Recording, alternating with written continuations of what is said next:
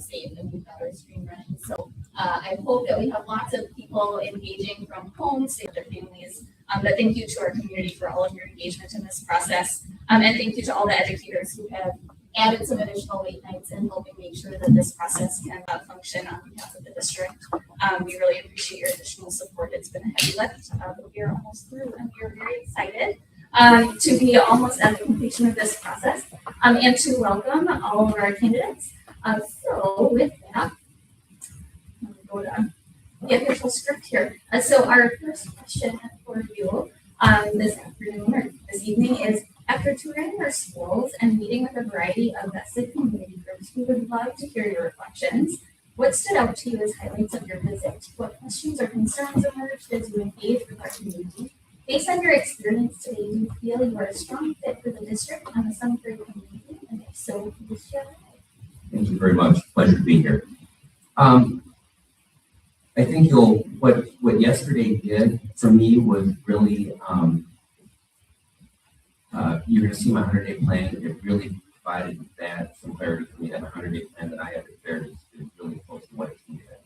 And from all the research I've done, talked to. So what I was and I think also yesterday I think what I was impressed with is I think we have an outstanding staff of people who care deeply about the district, about the community, and about kids. And I believe administratively we can do a couple things better. And I think we can do that. I think we can do it pretty quickly. And, I think it would be an honor. I think it would be an honor to serve.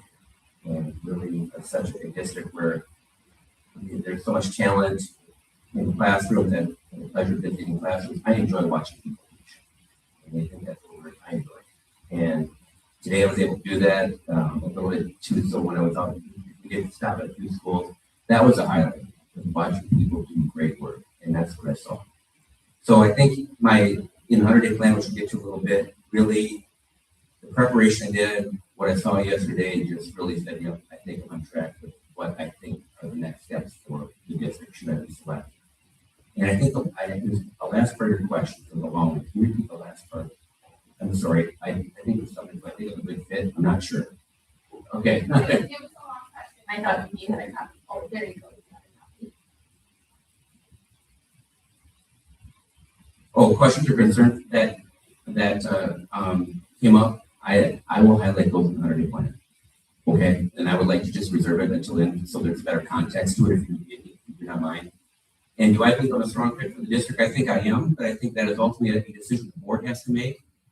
And as you know from my experience, I have a skill set. It's not that all superintendents lead differently. I lead very differently, and as I said yesterday to multiple groups, is that I will have a hand in every major decision that's made in the district.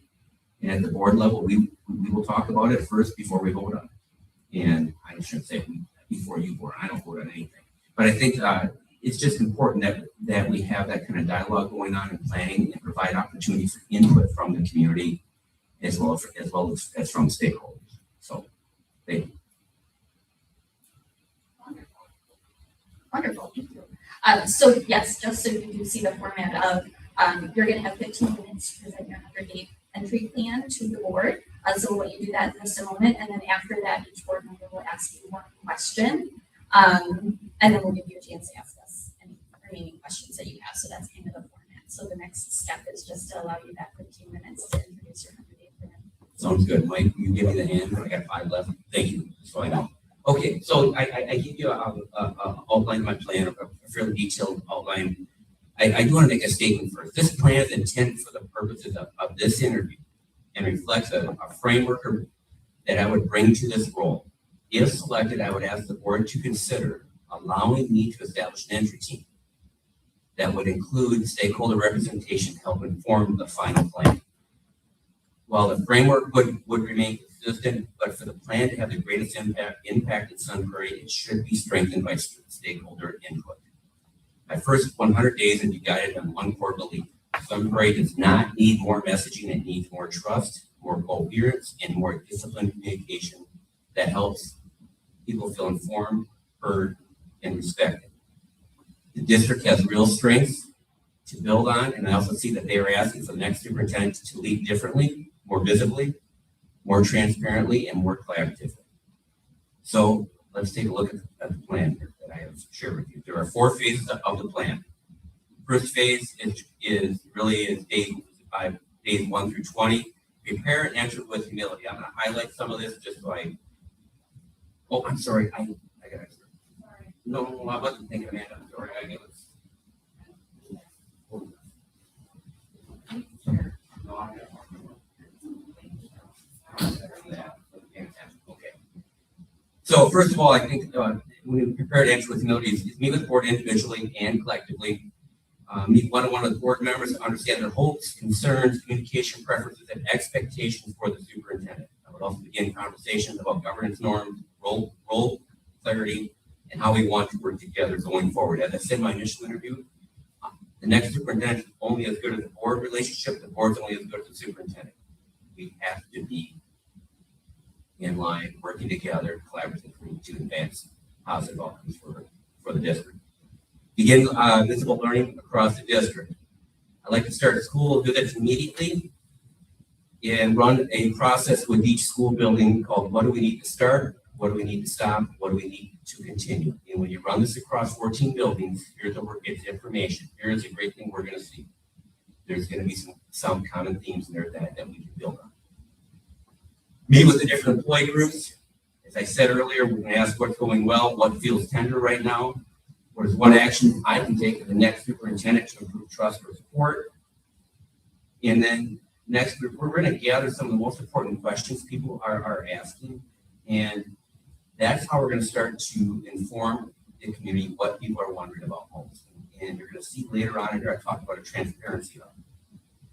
And then lastly, I don't mean to sound negative or at all, but I have concerns about systems and human resources based on the information I have read, from a complaint I have read, and I don't mean to, this may not go over well, but I would need to conduct a review of human resource systems and hiring process to ensure consistency, responsiveness, and strong safeguards. It's a systems and trust review. It's not a public indictment. It's just, I need to feel comfortable with that. It's more, as a superintendent, those decisions fall on the one more responsible. And I believe this is not something that can be completed in 20 days. It may take 45 days and will be publicly reported out to the board. Additionally, we need to review systems in teaching and learning.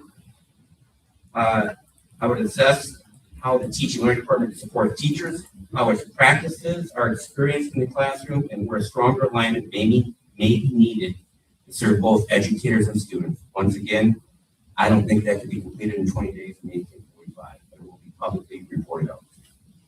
I gave you a summary there of the key deliverables. We need to keep going here. Okay. Okay. Phase 2, build trust structures and communication routines, days 21 through 45. So in the time that I had to prepare for this, I think it's imperative that the board and the superintendent have a conversation about launching a Sun Prairie Forward Together Council. Council is made with parents, students, staff, community members, and board representation to strengthen communication, elevate stakeholder voice, and support a more connected and forward-looking district culture. Forward-looking. I know the previous thing I talked about going back, I need to be assured that what previously happened will not happen again. We would create a district-wide trust and transparency communication process. Keyword is process. You will not see actions yet in day 21 through 45 where we will go out and do this yet. It's a process that will need to be created. And then I would like to launch a superintendent transparency hub. It needs to be visible and routine, and a dedicated section of the website that includes superintendent updates, of course. And when we go out and do school visits, community meetings, we report out what we've heard, what we're doing, and what's next. And what we're doing may be nothing, but the important thing is we are validating and affirming what was shared with us and whatnot. It's just an update that needs to be going out, or maybe that we are not yet there to doing something yet, and it will be coming. So I just think it's important that we launch that out to know that the voice of the community is being shared. And then additionally, we need to set ground rules for public communication process. Some for any candid, but productive dialogue. I would establish clear norms. To give you a couple examples there. Focus on issues, not individuals. Respectful language, good faith questions. Then, of course, we would provide summaries and follow-up posted publicly on the superintendent. Transparency. And I have the key deliverable there. I want to highlight there, the board will receive a by 45 report on my assessment of the human resources and teaching learning areas that I would like to see us just look at. Phase 3, align leadership and create coherence, days 45 through 75. Establish accountability structures for the administrative team. This will start in day 1 that I start, but it will be finalized. It's going to take some time to, we'll have this done prior to school starting, but things that are important here, facility in schools, support for schools. We need to cascade support to schools. I made that very clear with all the groups I met with, based on their individual needs. They all will not get the same. I'm sorry, they will not, but it's based on needs. And additionally, support for principals. District office needs to support principals so they can advance change for our students on behalf of our students. And with that comes collaboration, coaching, and mentoring on our end. And then really some, I believe, role clarification needs to happen. And trust building needs to move from central office. We have to build the trust at central office before we can get to classroom. And this is the first step. Convene a superintendent advisory team. How much time, Mike? Okay, good. All right. Superintendent advisory team is, if we would have a representative from every building, dependent upon the size. There may be 2, there may be more, and upwards of 3. They would meet with the superintendent monthly, and we would discuss concerns, issues, district. Maybe there's district news that needs to be shared. It's just it's an additional sounding board that they have with the superintendent, as well as I have to get feedback on stuff that we may be planning on doing. And then the other part to this is that we talked earlier about my observations from yesterday is that teachers, there's a bit of a disconnect from district office to the classroom. And I don't think that is intentional. I think it's not something that is happening, but nonetheless, we have to engage our teachers at a decision-making level with us. And so this is going to be interesting what I'm going to say right now, but I would propose we create 2 TOSA, teacher and special assignment positions. I'm pretty comfortable we can find that in the budget, even administratively. I know there are a couple of positions that are open right now. We need teachers at the decision-making at the superintendent's cabinet level to change the culture from the inside out. And here's what I mean by that. There's a public perception in the community. I believe we start by changing it inside first, and that will help on the outside. And that's what I would do. And they would both report to me. And when we go out and do school visits, I'm saying is that I would send them out to go, we're at school, go talk to teachers and tell me what you're hearing. What do I need to know? Teachers don't always tell the superintendent what really needs to be shared. Once again, it's additional support, feedback for the staff, as well as understanding. I have a greater understanding of what's happening within the multiple systems within the district. And lastly, launch a high school student advisory team at each high school, West and East. Have monthly meetings with the superintendent and whatnot. I have key deliverables there for you. And then phase 4 is days 76 to 100. After we establish expectations of the superintendent in terms of communication, both ways, I'd like to have a board coherence workshop. The district has a lot of priorities right now. We need to narrow it down to 2 to 3. I do believe there is a little bit of initiative overload, and we have to pare it down. And while that may not be popular to say, I believe we can pare it down to 2 to 3 priorities. Understand that will change your scorecard process. We will not be measuring as much as you are measuring now. I believe the superintendent, there are two things that are the most important things that we measure. Student outcomes in terms of achievement and growth, and employee engagement. And if we want it, and I would not be, and I don't know, did you guys do a parent satisfaction survey at all? Okay, good. So we do that. Of course, that's important. All right, good. And a student, I don't know if you guys you do a student survey at the high school level. Awesome. Great. We definitely love it. So those would be, that's what's important, but that will probably change your scorecard process that we talked about in the interview. And I know you're very proud of that, but I think we have to pare down what we're going to measure and focus on going forward. And then those will have I will update the board regularly. Additionally, we're going to host our first quarterly community view and chat. So it'll also be in person, as well as we'll have a one-way chat on the virtually for folks to share questions, one-way moderated question submission, public summary afterwards, and whatnot.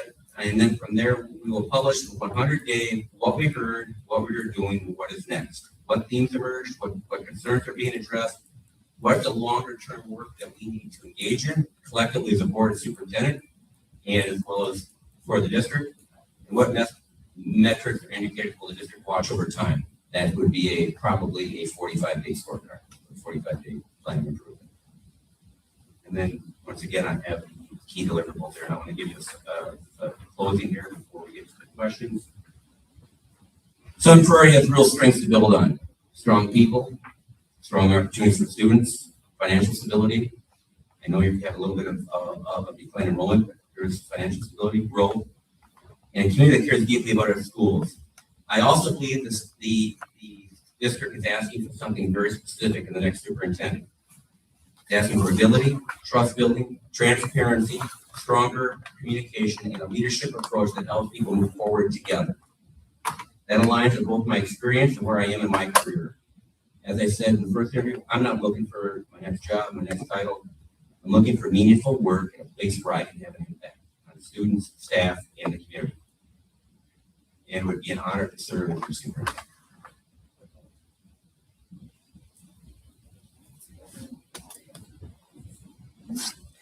Thank you so much for sharing all of your thoughts with us. And just so the community is aware, these 100-day entry plans will be uploaded and shared on the website later. We are seeing them for the first time right now as well, but they will be available to the public after tonight. And also, as we go around and ask our questions, I thought I should just point out and welcome our newest board member, Kalina Stephen, has been invited to come up. She is going to ask one question, just as all board members ask one question. She has not been officially sworn in, so she won't be part of the closed session or the official vote, but we wanted to make sure that we honored her election and her engagement in this process by allowing her to join us and asking one question. This is the rest of the board who's asking questions tonight, so welcome to your first meeting, a big first meeting. Okay, so with that, we're just going to go around in a circle and if you don't mind. Okay. Thank you for that presentation. So regarding the 2 teachers on special assignment, I just had a very specific question about that, or set of questions. How would these 2 teachers be selected, and how would you ensure that they continue to get experience in the classroom so they know what is actually happening? And in addition, how would the teachers' union factor into the decisions that are made and the input that is brought to the superintendent's cabinet? So let's start with the last. We're sort of last question go forward, okay, in terms of how the teachers' union will have input into that. The challenge I have as superintendent is I don't know who's in the union and who's not. So it's my job to make sure we are being inclusive of all teachers, and I don't know if they're represented or not. You know, I mean, that's what I don't know. So to that end, here's what we do. We would conduct an interview process, see who is interested. I would have to come up with a job description. I've done that, of course. You know what I mean? They have to know what they're doing. And then there would be interviews with myself. I would invite a board member along with that. And I don't know who else would be in the board member. I haven't thought past that yet. I'm just being quite honest with you. But the key part is this. We're going to work together as a team of 3 to really work to find out what we need to do to impact our teachers to grow and become better and support them in the classroom. Does that help? Thank you. You bet. So rather than ask you a specific question, I'd like to give you the opportunity to speak authentically to our staff and community on concerns they shared directly in the survey. So assuming you get the job, what can you say right now that will reassure our staff and community that you are the right person for this job? I've spent a lot of hours today looking at the survey results. So these are just what was in there. This is not, it's just a couple of things that kind of were repeated. So according to many who took the survey, your biggest assets are by far your experience and a bold approach that gets results. The current concerns centered around a top-down approach, perceptions of your experience, past experiences, and collaboration with teachers, and potentially longevity in the position since you recently retired. Great. All right. So let's start with this right there in terms of top-down approach. This is not a district that needs that right now. The district needs collaboration, it needs input, it needs teachers and less things that are on the table and more support. This is so, and keep in mind, there's a lot of schools are performing well except for two. I talked about that, and that is a focus of mine if I'm selected. Elementary school have to get turned around quickly. In terms of that, I think there's going to be a narrative out there whenever you do the kind of work that I have done professionally, from improving student achievement. Keep in mind, when you do that, and I learned this in research, if you want student achievement for each and every child, there's going to be resistance. And there also has to be safety for each and every child.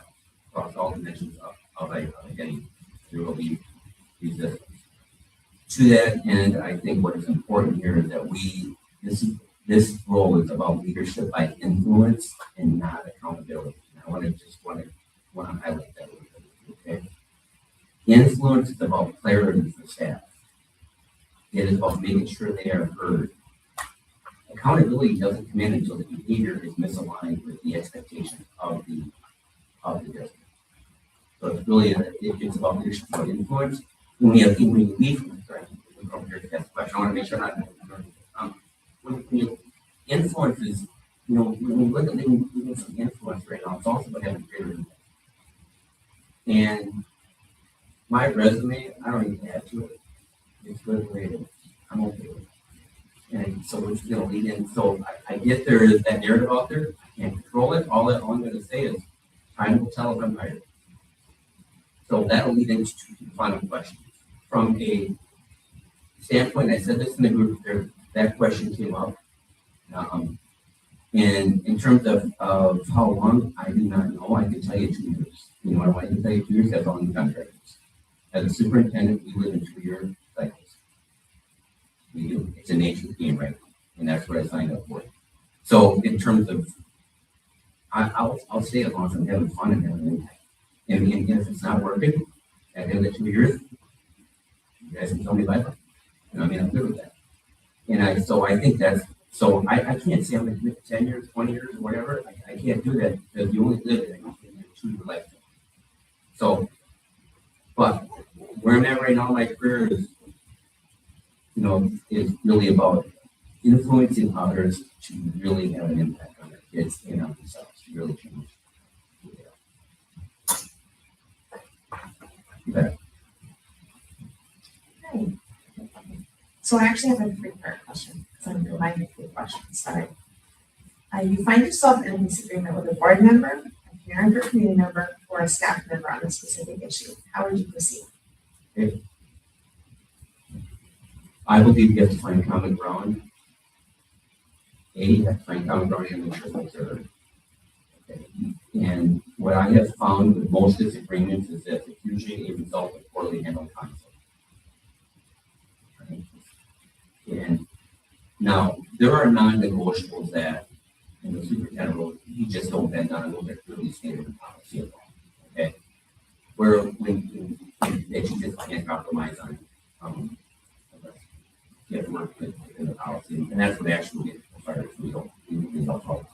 So most of it is a result of poorly handled conflict. So what's important is that we find common ground, we work to rebuild it, and compromise is important. compromise can be had, it is important that it be exercised. And I don't know if it's, situation that would be, but I think that would be an approach and really important to find out. Is it 3 parts, right? What's that? The 3 parts were just a 3 different groups. Oh, okay. So that the board member, the parent. Okay, all right. staff. Sorry. No, I was kind of hurried to it. Okay, all right. Good.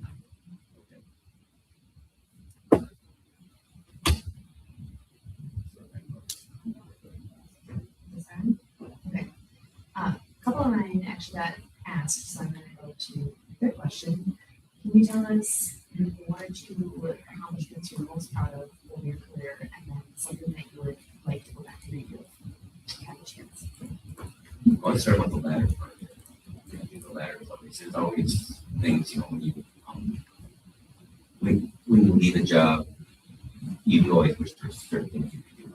And I think I'm just going to, not hide from it, if I look at the most visible one, which is the middle school one. And I'll just share this with you. We were in the middle of really meaningful change when I was superintendent there across our transformational change, which is I'm going to start with the front and I'll go to the back. To start the question, that'll lead into this. We were getting meaningful gains for students, stronger district performance overall. And I think while there was controversy there, as I said, is this. Did I go there with the intent to create that media circus? I did not. At all. You'd have to be crazy. I did not do that. I went there to help them support kids better and because their kids were not safe. And I just want you to understand, when kids are not safe, we are going to take action as a district. That is paramount number 1. That's my number 1 role, to sit when I set the manager to make sure kids are psychologically, emotionally. So, although, when as you walk away from it is, as I view that right now is, it's much more clear. I have a deeper perspective, and that I've learned that we want to make sustainable progress. Clarity and a leadership approach that brings people with it. And there were a myriad of factors that went into that, and I would say, well, it's something I would do over, or it's not. It would be something I would not do again. But at the end of it, here's what happened. Here's a couple things I think was not done. Number 1, I went back and apologize to the staff. That is not publicly out there. I didn't call the media up and say, hey, come and watch me do this. Okay, I did go back and apologize. Number 2, the school exceeded expectations on the report card for the first time ever in the history. So does the end justify the means? I don't know. In the sake of kids, it could. You know what I mean? Kids get a better education. And we're better prepared. But would I go back and do it over again? No. So when you go to, let's go to the start of probably if I were to give 2 important data points, and I don't mean to, I've said this before, so I don't mean to bore you all with this, is that when I arrived in Fond du Lac, the employee engagement survey, 53% of the people of the staff would send their own child to the district to be served in order to be taught. That's not very good. When I left, it was 72%. I was proud of that, very proud of that. And then I think also when I left, if I were to say, I think what the crowning moment was for me, I thought was, which meant a great deal, is when we were notified by the Education Department scorecard, which was a collaboration between Harvard and Stanford, and that's to measure post-pandemic learning loss. We were number 1 in the state math.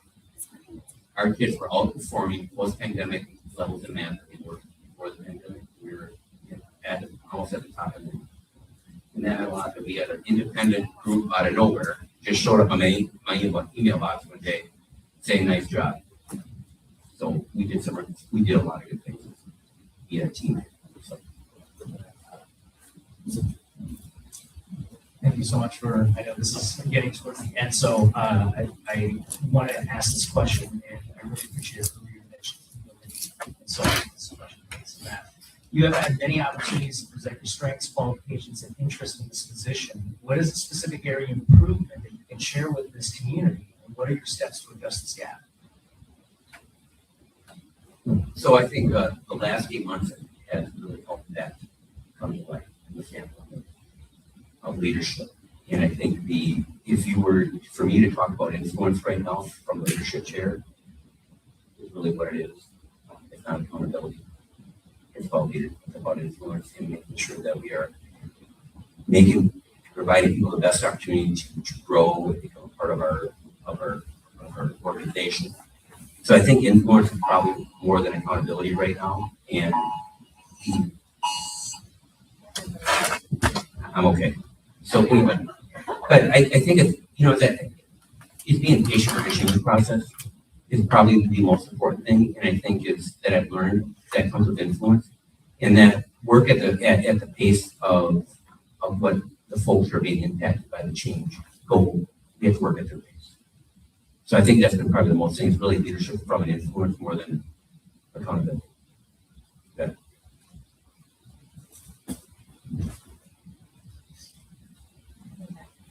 That ties along with like my question is really equity. We talk a lot about equity in our district, and our school population and student population is much more diverse than our community population is. And so I think we've been on a journey through the district of making equity core of the school, but I think sometimes out in the community that's not necessarily understood in ways that so I'm curious what you would do to help bring the community along our and make sure that people are into that. So, I was, let me try to get my 1% question over here. As a superintendent, I'm the number one advocate for kids, regardless of how they look and how they identify. Period. And so I think that is important that, as I shared in terms of advocating with our lawmakers, I give an example of this, is that I'll work with you all day long. I don't care what the affiliations are, because as a board director, we work with them on. But if kids are involved, it's going to directly impact kids. I'm an advocate. I said I did that for the reading bill. So in terms of equity here, I think what's important is that for me to be seen at community events that are either, I know they're having a pride celebration at one of the high schools coming up here on New Year, as well as any other, whatever the activities. I'm not that familiar with the other cultural events that happen in Sun Prairie, just have a presence there. And then also, I'm very comfortable talking about it. And I've been through enough training and read enough and worked with, a number of, some of the best Black scholars in the world to really understand what it's like to understand what I have to do as a white leader to impact students across our different identities that are in our school district. So.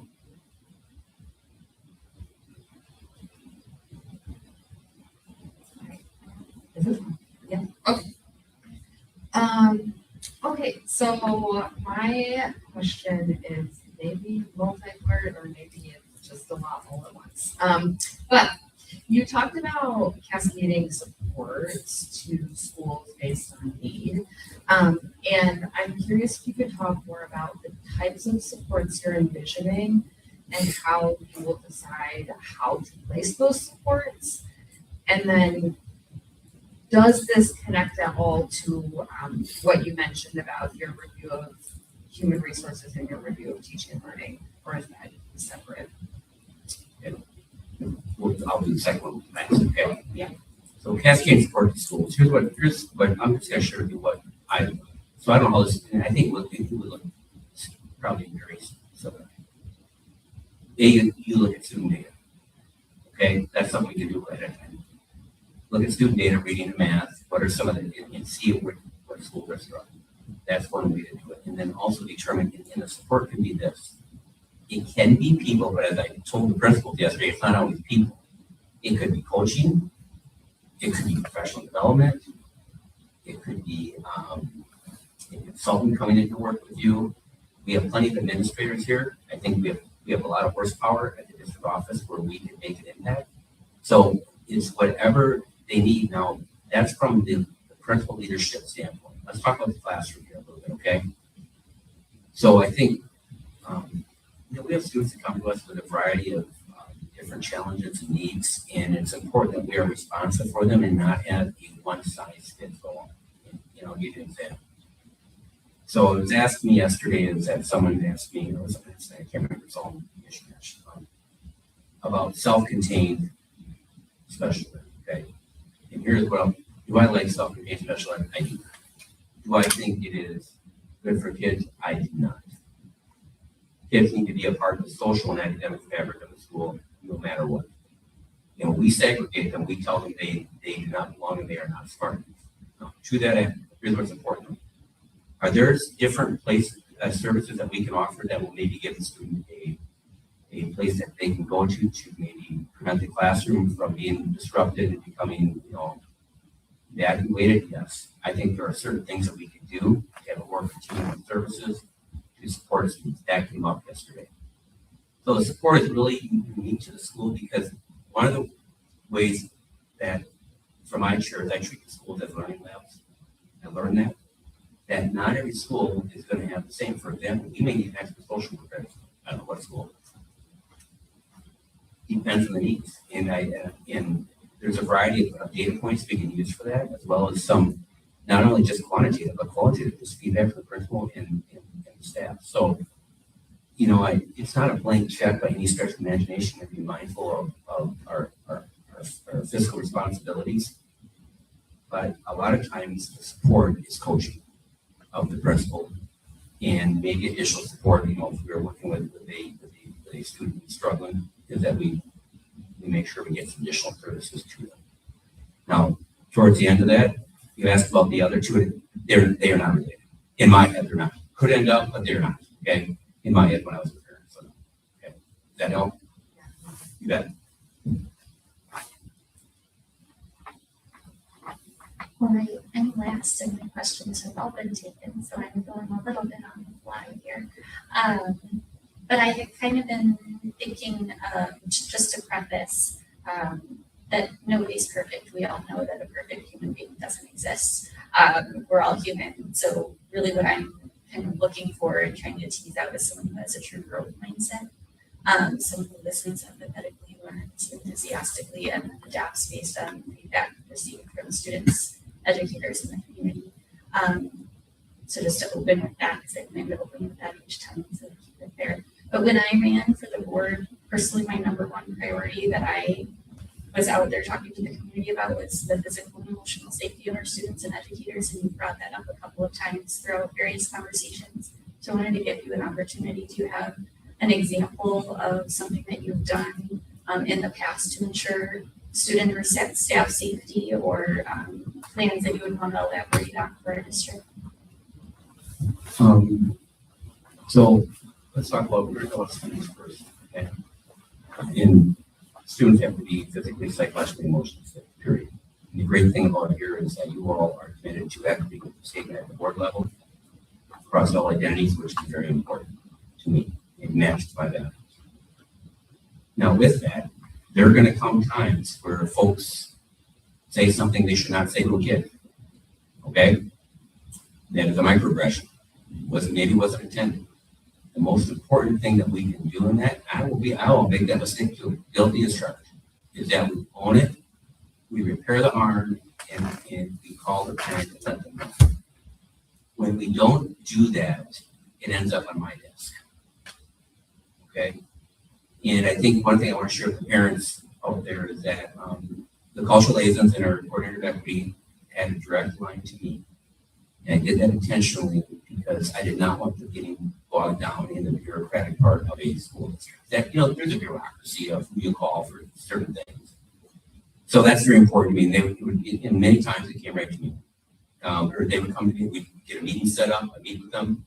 So I think that's important that in those, when you talk about empathy, sitting across the table from someone who doesn't look like you, and they're sharing how their experience in the school district I'm leading is not good.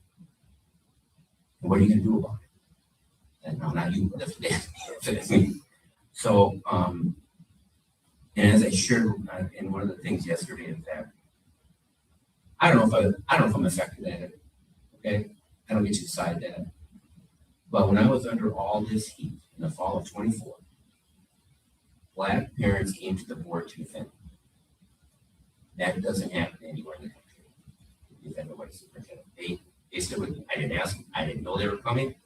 they took a huge risk on behalf of my leadership, which I am forever grateful for. So I think my actions will eventually, how I respond will be measured by the folks who identify from the traditionally marginalized populations, whether or not I'm being effective. I think I'm a second part of your question. Another part? I think that's good. Yeah, it was a Yeah, very go on. Yeah, open-ended. sorry. No, it was an open-ended question on purpose. So then what additional questions might you have for us? I don't have any other than thank you for the opportunity. It's truly been a pleasure, and I wish you nothing but the best in your process and for the Sun Prairie School District. And thank you very much. Thank you so much. I'm good. I'm good. Miller? I don't know if we'll let you over there. But I think-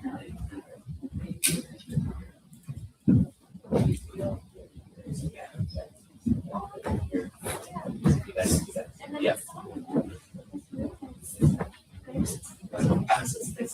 Yeah, well, yeah, I'm good. I haven't started stuff. Take care now, okay? Thank you. Do that. There isn't one right now. Okay, take care. I might wait.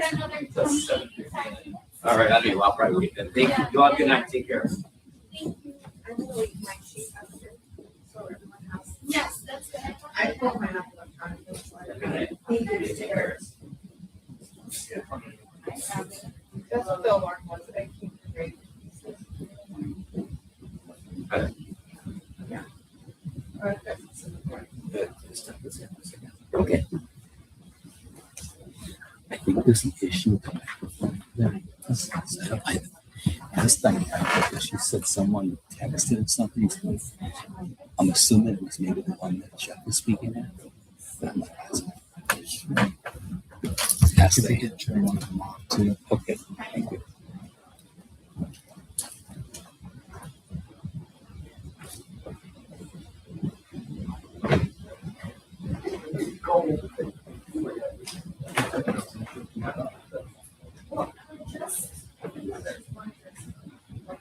So the microphone works. You guys can go ahead. Oh, yes.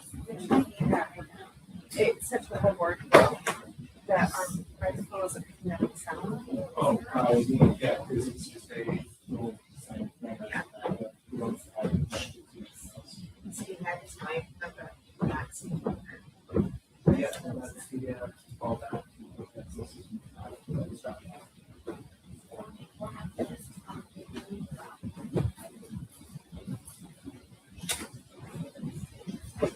Are the mics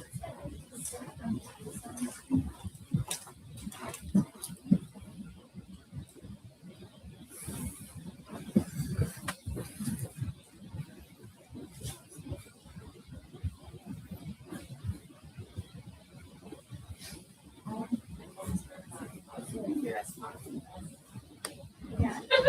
So, I.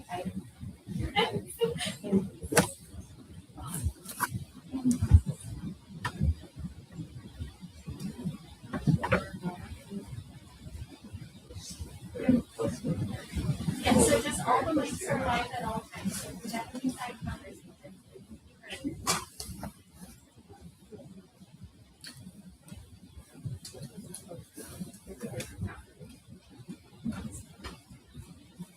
Do you want me to mute the mics until the next candidate starts for the live stream out to KSUN?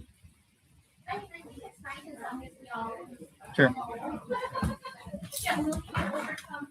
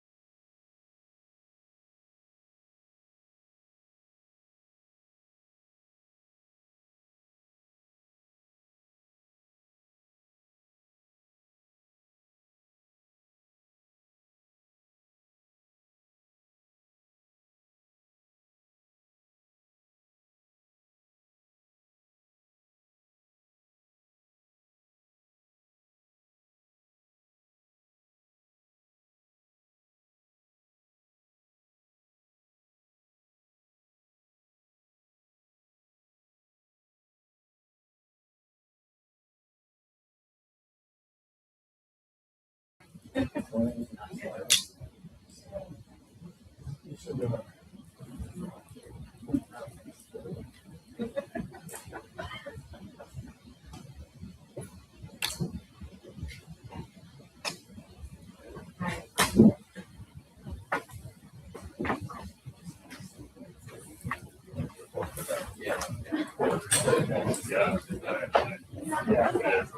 There. Hi, everyone. Here. Absolutely, yes, for sure.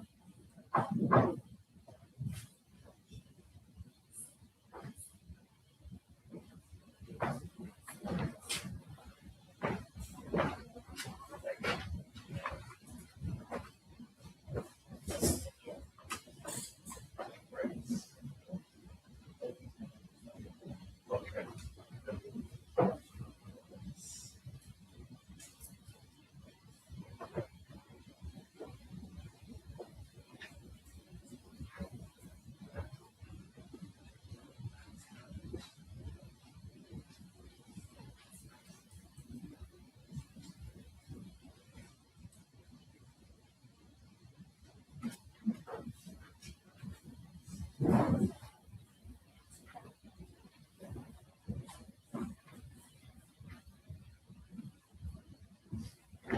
Okay. Good evening. Hi, yes. Yes, we are good. We are good. We're still standing strong. Yes. Thank you so much for being here. Wonderful, all right, so I think you have this sheet in front of you, just kind of outlining the plan for the time. But just to review, we're going to give you an opportunity to welcome yourself, then you'll have, or welcome yourself. We will welcome you and let you introduce yourself, I should say. Then you'll have 15 minutes to present your 100-day entry plan. And then each board member is going to go around and ask one question. Okay. And then we'll have an opportunity to have you ask any questions that you have for us. Sounds good. The plan. But again, just welcome back. Thank you for spending the day, the last couple of days with us. And our entry question for you is, after touring our schools and meeting with a variety of vested community groups, we would love to hear your reflections. What stood out to you as highlights of your visit? What questions or concerns emerged as you engaged with our community? Based on your experience to date, do you feel you are a strong fit for the district and some for the community? If so, please share it. Well, thank you for that. And again, thank you for having me this evening. If you don't mind, I would really love to dig into the presentation because I think my reflections really are captured there. And so if I may kind of adjust there and start there, and then we can move forward. Okay, great. So again, I really want to appreciate the community for coming out and really engaging us. The staff, the students, everyone was amazing. It was great to be with students. Seeing families out last night was really great. So thank you for the opportunity for me to share my entry plan and answer questions this evening. Yesterday was fascinating, and I learned a great deal. Thank you to all of the stakeholders who shared their time. I was presented this talking piece yesterday as I visited Central Heights Middle School, and we had a great time touring the school, and this really means a lot to me, right? This talking piece, it was because we felt we were comfortable within the space, and the students were able to present me this, to ask questions, and I felt comfortable being able to respond to their questions. And those are the types of things that we want to make sure that we, in any space, in any school, that's the kind of culture we want to create for all of our students and staff. So wanted to just share that. And those were, that was presented to me by the 8th graders at Central Heights Middle School yesterday. And so that's what I'm carrying with me, to be a reminder that all of this is about that work, about this work. While visiting a math class yesterday, we allow students to share their understanding of the role of the superintendent. And we provided a space for the students to ask me a question, and the student asked me, "How old are you?" And of course, being an educator first, I said, well, let's do some math. It was a math class. So I said, I graduated high school in 1986. So let's do some math. They did the math. It was great. It was great. I prompted them that, 1986, they got to work, they figured it out. But going back to being an educator first, this was a moment to listen, learn, and lead. And so the core focus of my plan, which is on the cover page, which you have, includes making connections, establishing trust, building and continuing effective governance, and focusing on equity and inclusion. Creating relationships with each of you as board members, our students, staff, and members of our community. So let me share a little bit about my background in case folks were not able to attend last night. I am a leader, a learner, and advocate for the needs of our children. I'm a father, I'm a grandfather, a partner, a runner when I have some time, and committed to building a community where every person has a voice and every voice is valued. I'm a graduate of Marquette University and Lakeland College and have credentials from Mount Vernon College, all institutions highly respected at training educators and education leaders. I have been a special education aide, a classroom teacher, assistant principal at the elementary, middle, and high school levels, and a leader in many roles at the district level. As a child, I grew up in the 53206 zip code in Milwaukee, Wisconsin, one of the most challenging in our nation, but my story is like the story of so many. When we work hard and support one another, we can achieve amazing things. My professional journey includes being a school administrator in Menominee Falls, Mequon, Thingsville, and a district leader in Athens, Georgia, and Milwaukee. At the district level, I've been a senior leader of human resources, curriculum and instruction, and school oversight.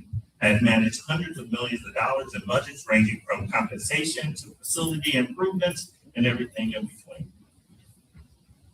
My success includes identifying talent, building systems that deliver results for students, creating cultures, finding cultures that honor the work of teachers, our administrators, and establishing clear processes to make big decisions. One of the things that I'm most proud of, and I've shared this with quite a few folks within the community already, that I am a graduate of Riverside High School in Milwaukee, and that's where I was able to go back and give back to the community in which supported me as a young person. And I was there to serve as the principal. It was a huge honor for me to do that. I am honored and excited to be considered for the position of superintendent of the Sun Prairie School District. And what you should know about me is that I model what I expect, and I am in the work for you and with you. I am committed to strengthening trust, being present in our community, and continuing the amazing work in our school district. The goal of the overall plan is for me to get to know the district and community, and for everyone to get to know me. During the implementation phases, you will notice that I use various discussion and feedback strategies such as I like, I wonder, less, more, start, stop, and others to provide accessible and organized ways to solicit and gather input. There are 4 phases during the first, 4 phases, starting with the first being my pre-entry, and that's on page 3. To capitalize on schools, I really want to make sure that I'm kind of part of and seeing what the rituals and the celebrations are towards the end of the year. I think that's really important. Just kind of help see how the school year ends and how we carry that momentum and that excitement into the new year. So when I think about the pre-entry plan, I really look at trying to get and engage in activities, visiting schools, and do walk and talk with principals, meet with groups of students and staff, attend concerts, graduations, and again, those rituals. Phase 1 really focuses on understanding the district, like really taking a deep dive in the operational aspects of it, engaging with each of you as board members and our student representative board reps, doing some one-on-ones, establishing board communication protocols so that we are all aligned and can agree to some commitments so that our community, our parents, our employees, our, everyone understands how we will operate as the leaders of the district. Engaging in the ongoing work of the coherent governance model and studying board policy and procedure. So again, these are all part of phase one, really getting to understand the district and really starting to build the systems in which we will operate. Phase two really focuses on understanding our community. I think this is really important, and I think it would require some commitment for me as far as time to get out and do public listen and learn tours with parents, students, administrators, teachers, support staff, and our partners. This morning, we had the opportunity to meet with the business education partners, and that was an amazing experience, and just really the energy that they bring and the opportunities and the access that they can provide our students. I see so much opportunity there. And so how do we leverage that even more for our students within our schools, right? Starting with the littlest of our students, right? We need to start having them think about what are some of the things that you're interested in? How do we really differentiate that? So when we're talking to our third graders, they are even having conversations with our business partners. It starts at the earliest of ages. And so then I would look at engaging in sessions with specific groups of our student body. African American parents, students with special needs. I want to understand what are some of the things that are going really well for them, what are things that are barriers, how do we support them better in the school system to create the culture of care. And I use that. I like that culture of care, because it talks about how we will take care of one another. And I think that's really important for an organization that is student focused. And we know our frontline workers, our teachers, our food nutrition, all of the folks that work in our schools have an impact on our students at some point throughout the day. They either can put a smile on their face or a frown. And it's important that we create this culture of care to ensure that they know that they are valued and they belong in each of one of our classrooms. The next piece is really about conducting and engaging in an equity review. Just really, I heard a lot about equity and inclusion. I really want to make sure that we do our due diligence around going in and looking at the systems, the procedures we have, and then making sure that we're being transparent about our findings and what are some potential next steps that we can take as a school district, as a leadership team, to really start to move this work. Now, let me be clear. Equity and inclusion is not something that happens overnight. It is something that you have to believe. And then we start putting things in place to make sure that we are meeting the benchmarks. So it's really hard work. It's hard conversations, but we need to bring all of our stakeholders to the table to ensure that we are managing that. Phase 3 is really about synthesizing everything I've learned, pulling it all together so that we can put it in a package to share with the public, utilizing our social media, talking about all of those pieces, and then bringing it to the board and saying, okay, board members, what are the priorities? This is what all of our stakeholders have shared with me. This is what I've learned. This is how I've kind of put them in things. Now, what is our priority moving forward? And that then will direct us as senior leadership to say, these are the 3 priorities. Folks want clarity. They want coherence, and they want us to really kind of streamline our work. And so if we say these are the top 3 priorities for the district, then that's our messaging throughout the year. And then we get to report out on those priorities. I've also shared with you an outline of the findings and next steps, like what would be included with the report, just so you have an idea of that. And I also added a scorecard just to kind of keep track of that. So let me just close by saying, lastly, part of the questions that I've received while I've been here is, why are you interested in something?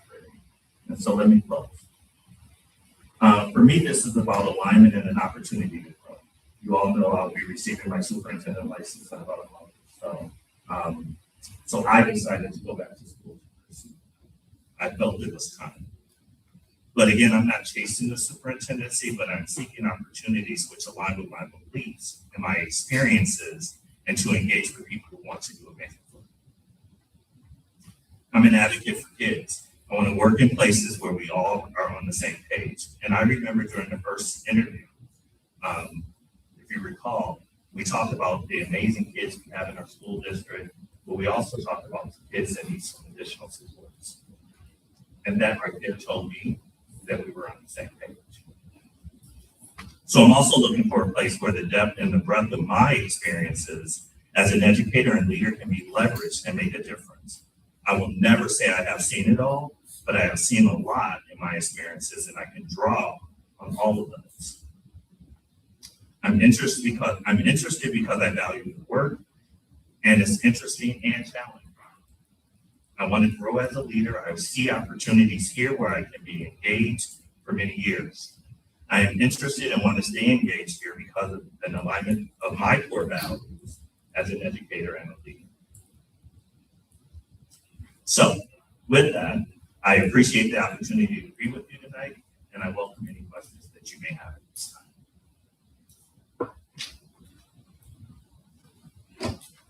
Oh, very wonderful. And we pointed out earlier that there are 8 of us sitting at this table because Kalina was just selected. Well, So we've invited her to also ask a question absolutely. tonight with us, even though in deliberation we can't quite get to the voting yet, but we're all going to participate. So there will be questions starting with that. Thank you for your presentation. Thank you. My question is actually related to your listening sessions. I know that. So what would be the process you use to truly engage with students, families, and community members, especially those who may traditionally be disengaged and may not attend listening sessions? What would you do to make sure that all of those voices are heard and at the table? Sure, thank you for that. So I think we have to use all of the resources and the technology that's available to us, right? We know that folks are busy. I recognize that. So we know we want in-person. I think there's a value to in-person, right? Because you get to read everyone and make sure that you're meeting the needs of all of the participants. I do think that there needs to be a technology component so that folks have an opportunity to access the information as we're live streaming here, videotaping, right? We have the resources and the technology collected to ensure that folks are getting the information and are able to provide us feedback. So that's what I would really make sure that we're looking at a multidisciplinary or way of collecting information, but being able to share it on social media, website, in print, things of that nature, right? Just making sure that they have that information.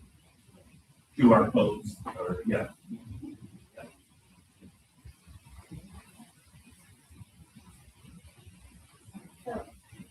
As you know, there was a survey that went out, so I'm doing the same thing for each of the candidates. So rather than ask you a specific question, I'd like to give you the opportunity to speak authentically to our staff and community on concerns they shared directly in the survey. So assuming you get the job, what can you say right now that will reassure our staff and community that you are the right person for this job? So here's the feedback that kind of stood out as recurring themes. According to many who took the survey, your biggest asset is your calm and empathetic demeanor and your collaborative approach. Concerns centered around timing of your license and the lack of experience that goes with that, as well as an ability to deliver specifics around real accountability and whether your approach will be strong enough for our unique climate. Okay, thank you for that. I think experience comes with the varied positions in which I've held. As currently interim deputy superintendent overseeing 156 schools with all operational responsibilities, I find myself able to manage those and support the leaders that lead that work. Part of my work and what I do as a leader is I respect the expertise of the experts that we hire to put in positions to lead the work. My role is to really make sure that I'm asking the right questions. We're looking at how we're monitoring the work, and to really make sure that we are being accountable as we move throughout the process. There's an amazing administrative team here. I've heard that. I've met some of them. And so I think combining my skill set along with their expertise and knowledge of the district and being able to listen to some of their feedback about what we need to start doing and maybe stop doing or do less of this and do a little bit more of that leverages us to really move the mark forward. The opportunity here is that the district is moving in the right direction. We need to build some trust. We need to build stronger communications with our stakeholders, and that's across the board. And I think what I bring is that collaborative spirit to be out in front, to be the voice and the base of the district with the support of the board, because we're in lockstep with the priorities of the district. And so 30 years of teaching, right? If you can teach middle school, you can pretty much do anything. That's, I would say. But anyway, I think my experience across all spectrums and really having an understanding of all of the operational sides of the house makes me a strong candidate to support and lead. Part of my thing is really around listen, learn, and lead. And I think that encompasses bringing folks together so that we can work as an effective team, right? This is not about the superintendent. This is about a team of people wanting to do the best work and the right work to improve educational outcomes for all of our students, create environments where teachers can thrive and do their best at teaching, and making sure we have the space where kids feel like they belong every day when they come to school.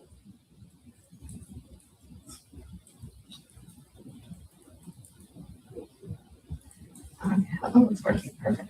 So I have kind of a three-part question. It's one question geared towards responses for three different groups of people. I should clarify that. You find yourself in a disagreement with one, a board member, or two, a parent community member, or three, a staff member on a specific issue. How would you proceed? Thank you for the question. First, you need to seek to understand, right? You got to ask questions. Folks are coming with their concerns, and for one, I have to listen to what those concerns are.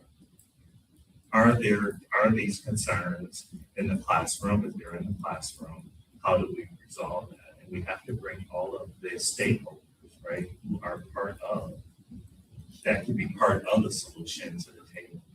I don't think that anything needs to be done in isolation.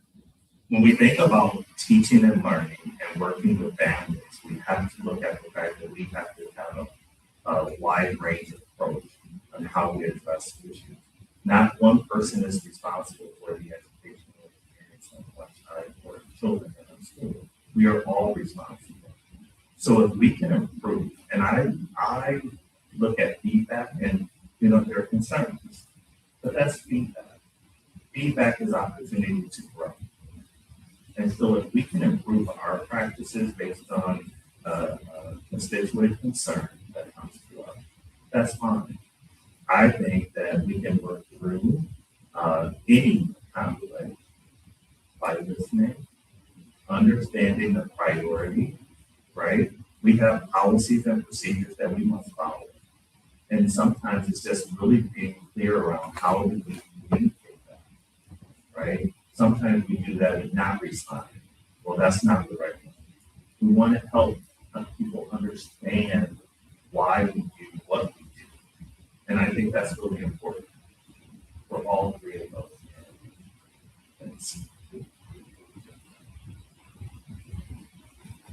Thank you, Ben, for being here tonight. My question is, can you share one or two things you're most proud of in your career and something you would like to go back and do?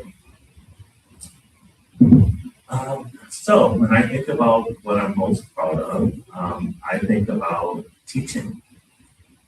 I'm a middle school teacher, and I won't mention his name, you may be listening, but This student that I had that I was my first year, it was very challenging.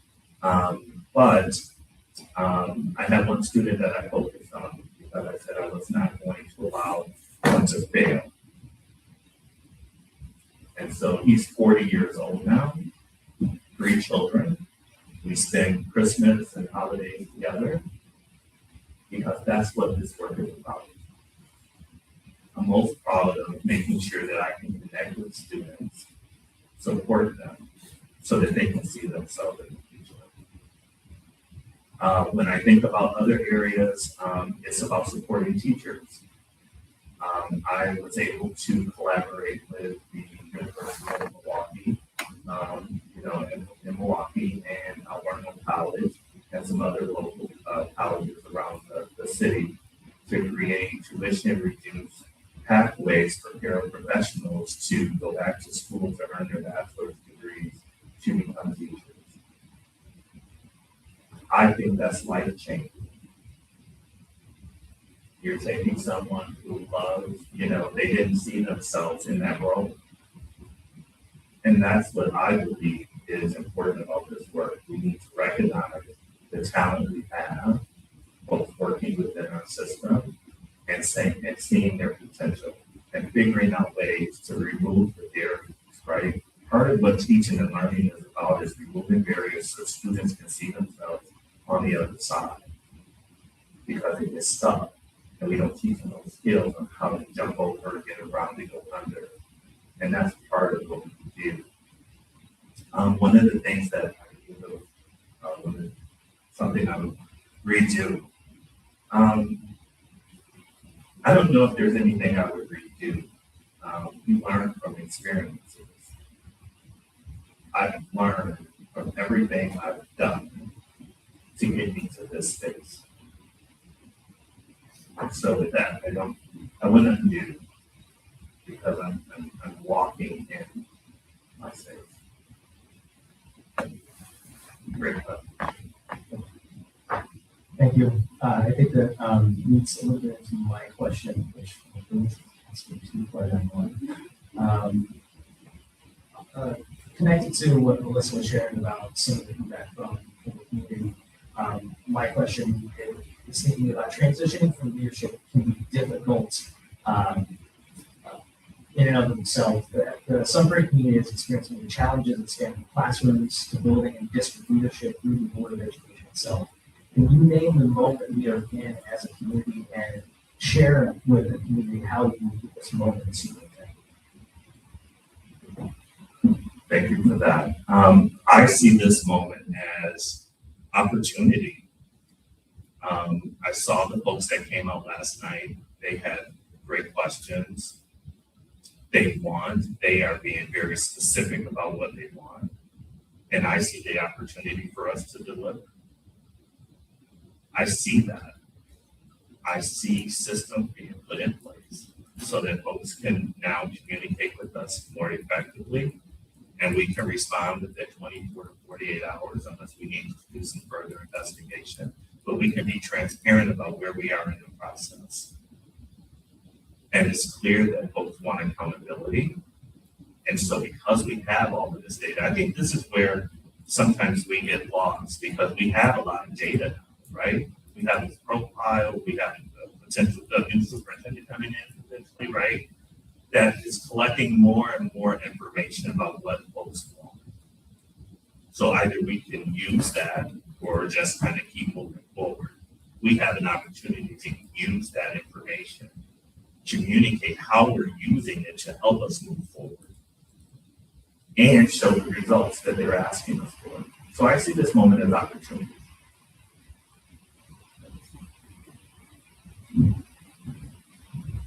Everybody asks really good questions, so I don't know how good mine's gonna end up being after all of these, but I think thinking about Milwaukee and what a big system Milwaukee is, and of course we often hear about bad things happening in Milwaukee. And I'm just wondering, like, for good things from Milwaukee, like how do you feel that experience that you have in the big district is gonna translate into a much smaller district in some area? And even just like regionally to it, including some of the other space as well. Yeah, that's a great question. And I believe most of you I've shared that I've worked in similar sized district like Sun Prairie, Menominee Falls, Mequon, Thingsville, and then of course I was down in Clark County, a little bit larger. But I think that's the amazing pieces. Milwaukee Public School does amazing things for a lot of students. What you hear about are the things that go sideways. But this is interesting because when I was with the employee group yesterday, I asked them, I said, how many of you had amazing things happening in your schools yesterday? And they all raised their hands. And I asked them, how many of you got some type of communication talking about those amazing things that happened in your school? None of them. We have to tell our story. And I think that's what I've learned working in multiple school districts. If we don't tell our story, somebody else will. And we have to be very intentional about telling our stories, having systems on how we do that. But we have to start doing that. And so when I think about Milwaukee Public Schools, and again, thousands of students that I've had the opportunity, the privilege to help see them cross that stage, folks can't take that away.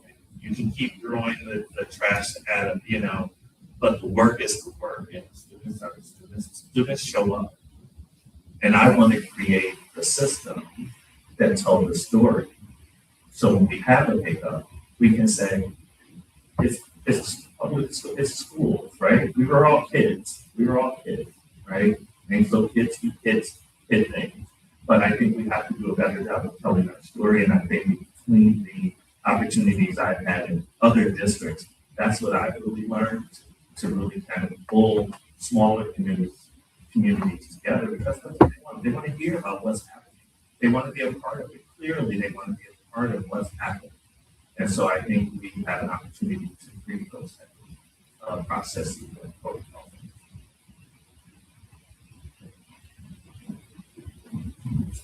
Okay. Your 100-day plan involves a lot of listening. I'm curious, once you have wrapped that up, your listening sessions, how are you going to prioritize next steps? And can you speak to a time in your past where you have done something similar, gathered feedback, and prioritize next steps and implement action? Sure. So part of identifying the priorities really is going to involve all of you, right? My plan is to make sure that I am synthesizing, understanding, analyzing all of the information, putting these into some sort of priority or things. I'm going to say things, and bringing this back to the board and saying, okay, these are the things that I've identified from all of the information. How do they align with the profile that was done with over 1,300 folks being interviewed and so forth?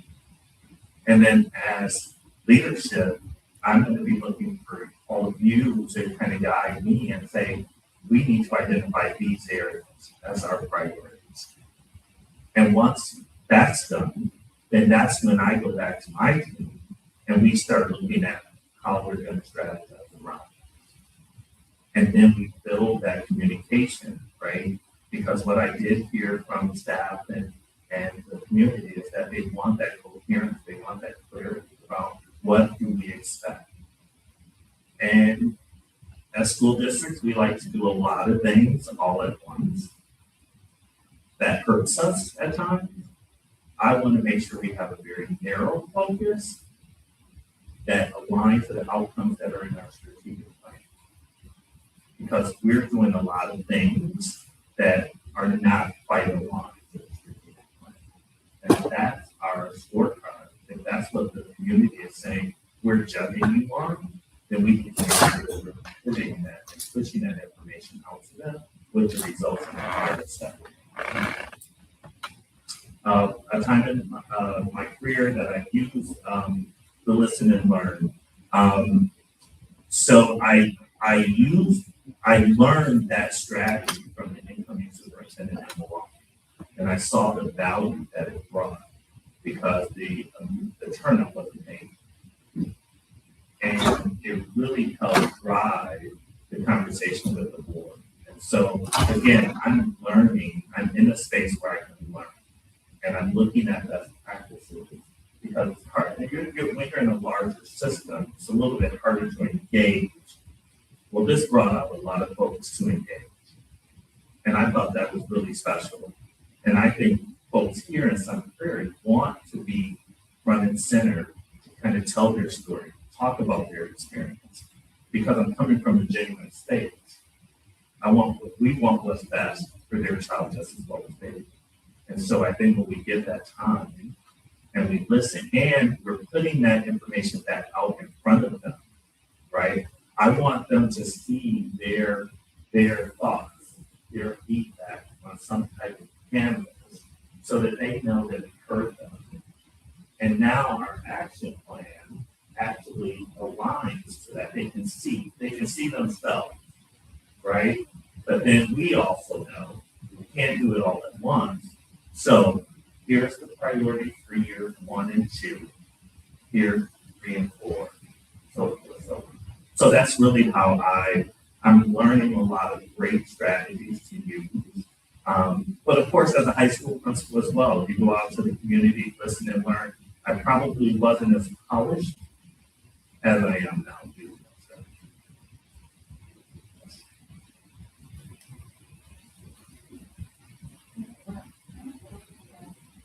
We're on scared about them so far. So I have a little preface to my question that I'm going to do the same preface for each candidate and ask a personalized question. But essentially, I'm not looking for perfection because we're all human. I'm hoping we select a leader that has a true growth mindset. Someone who listens empathetically, learns enthusiastically, adapts based on feedback from our students, educators, and the community. So my question for you, as it's really hard to go last with all these great questions, that kind of came to mind as you were speaking, is that we all know we have significant inequities in our system coming from MPS. This isn't a new conversation for you. We can't keep doing things the same way and expecting a different result. So can you share a time when you realized that a policy or a procedure needed to change, and how did you go about changing? Because you talked a little bit on relying on policies and procedures, right? But sometimes those need to adapt in order to make the system. Yes, thank you for that. I think that's very important. Part of my strategy around any type of decision making that needs to happen, I really feel like we have to think about who are the folks that we need to consult with, who are the folks we need to inform, so our union partners, right? Our parents. If it's a student-related policy or procedure, we want to engage our student advisory committee, right? We really want to make sure that we're thinking about who are the stakeholders, who will this impact, so that they can give us some feedback around maybe we missed something from their perspective. So I really think that's important. And I know that folks yesterday talked about that, like how do you create that? And because I'm coming from a larger system, I've had that experience where we have to pull in those stakeholders. It's expected of us. You don't make those decisions in isolation, because at that point you don't understand what's happening with the entire picture, right? Our administrators need to be part of that. So when I think about making those types of changes, reviewing practices and policies and things like that, I think you need administration, you need the teachers, you need the paraprofessionals, you need all of the stakeholders that are part of the work to provide input. And we get a draft. It's not something that happens right away, but we have to come with a clear objective of what we're trying to achieve. We are going to have some commitments as a group, as a working group, right? I've said that a lot. I know commitments with you and everyone. I think I value that. I think that's really important. But again, I think you have to make sure that you're thinking about who you need to consult, who you need to inform, and then bringing drafts back, getting additional feedback so we can finally get to a final draft, bring it to the board, get your feedback, right?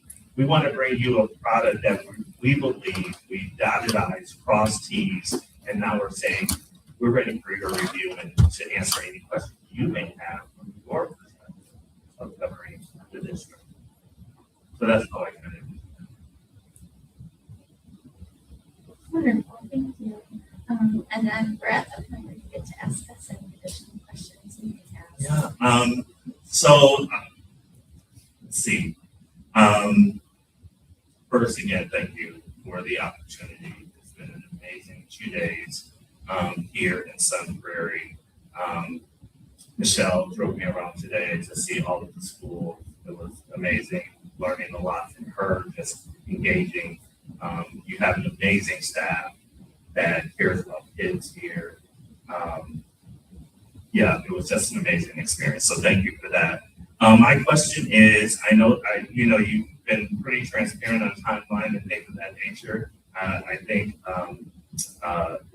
HYA and everyone has been answering any questions that I've had, but just know that I am here to focus on how we can improve what's already here, right? There's so much to build upon. And so I guess for me, I just want to close and say thank you for the opportunity and, thank you.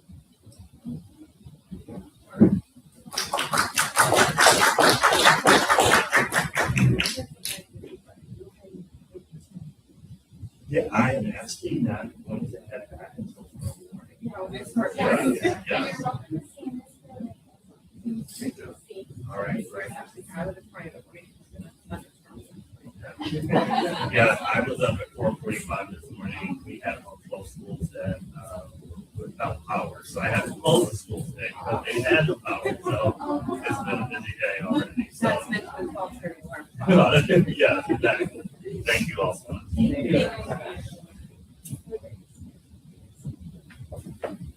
Thank you. I'm gonna do it from- I know we're on this height, but thank you so much.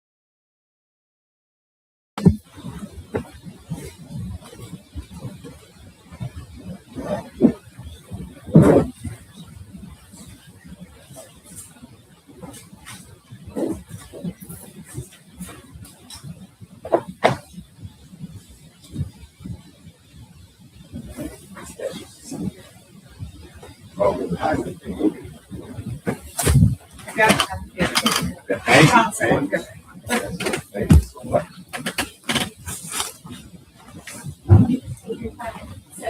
There's a lot going on right here. That's wrong. It's something else too.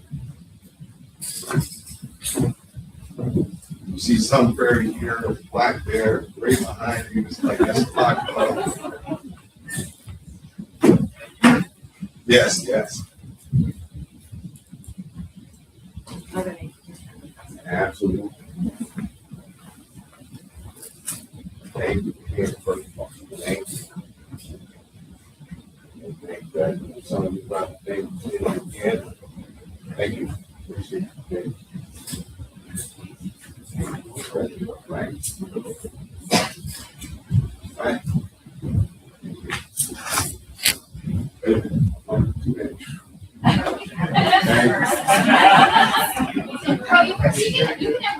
Oh, then who needs that? Well, we just have 8 people. We were going to explain that in a moment, but who was just elected, so thanks for that. You know, they gonna raise the prices on this print like that. I apologize. Yeah. We did not warn you. Yes, it's okay.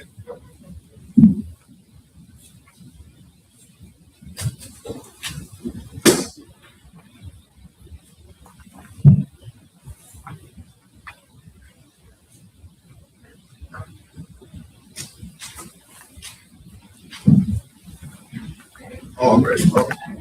Yes. All right, welcome back. We are very glad you're here joining us again tonight after a couple of very long days in our district. So thank you for being here. I think, is there still a copy of this up there with you as well? Okay, wonderful. So I'm going to talk about it if you have it in front of you too.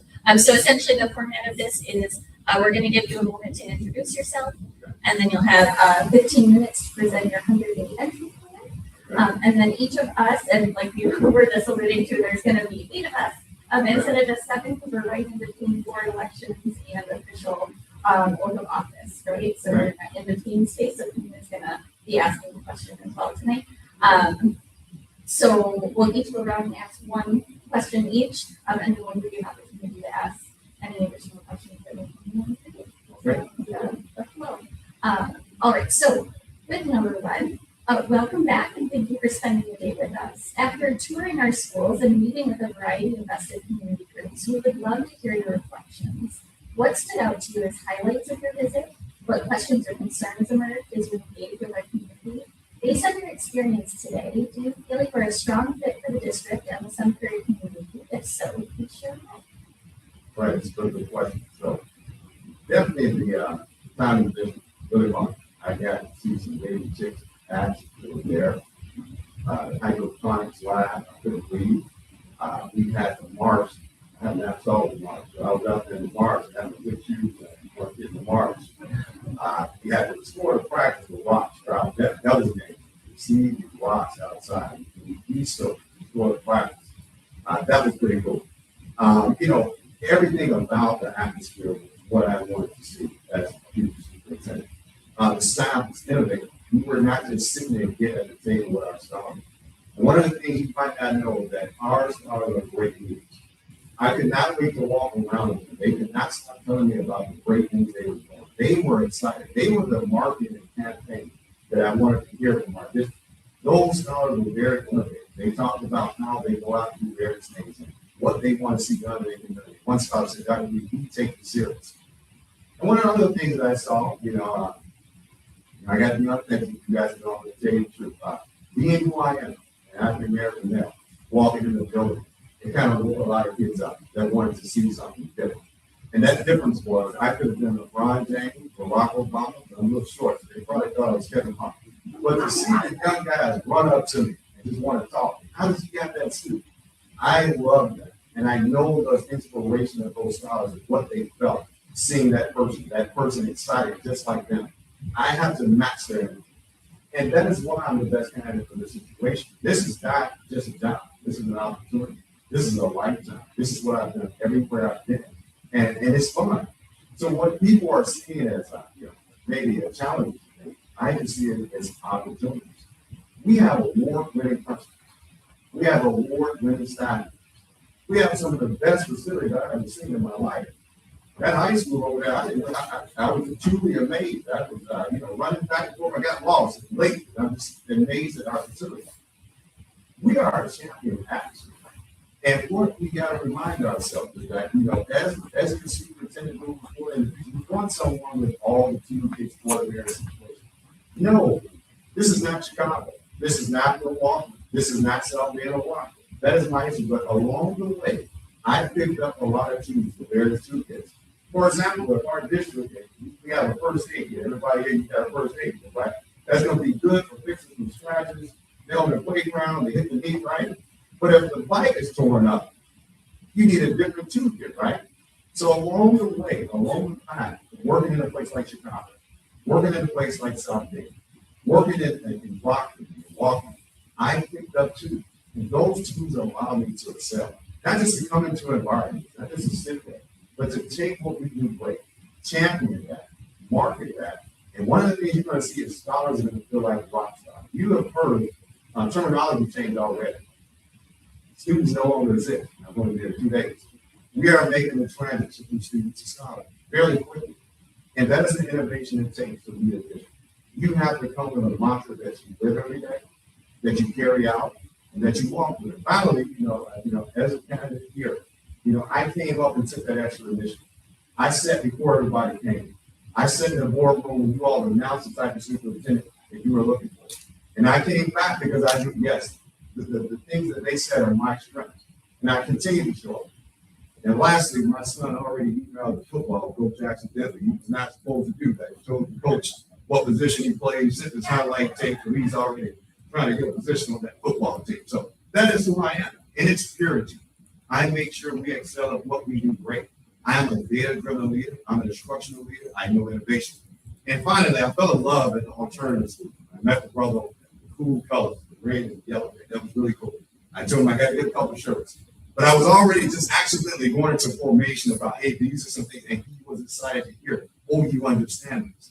That comes with those toolkits everywhere you go. And two of the opportunities that we have, very quickly, I've always said, I'll talk about the three we talked about, transitioning equity into action. Absolutely, we have to do it. Our African American scholars, we have to do it. We have to market and communicate. But what I saw is simply, we got to streamline communication and make it simplistic. When you talk about registration and enrollment, it sounds so different depending on who you talk to. Now imagine my family trying to enroll with its external and internal, and it sounds so convoluted. But a simple way to explain that makes us look trustworthy. The simplicity in communication and the myriad of ways you communicate builds trust. And that is what we have to do. Everybody don't want our long email. Somebody's not going to read our long newsletter. Sometimes you got to be able to sit in a community in a town hall and talk.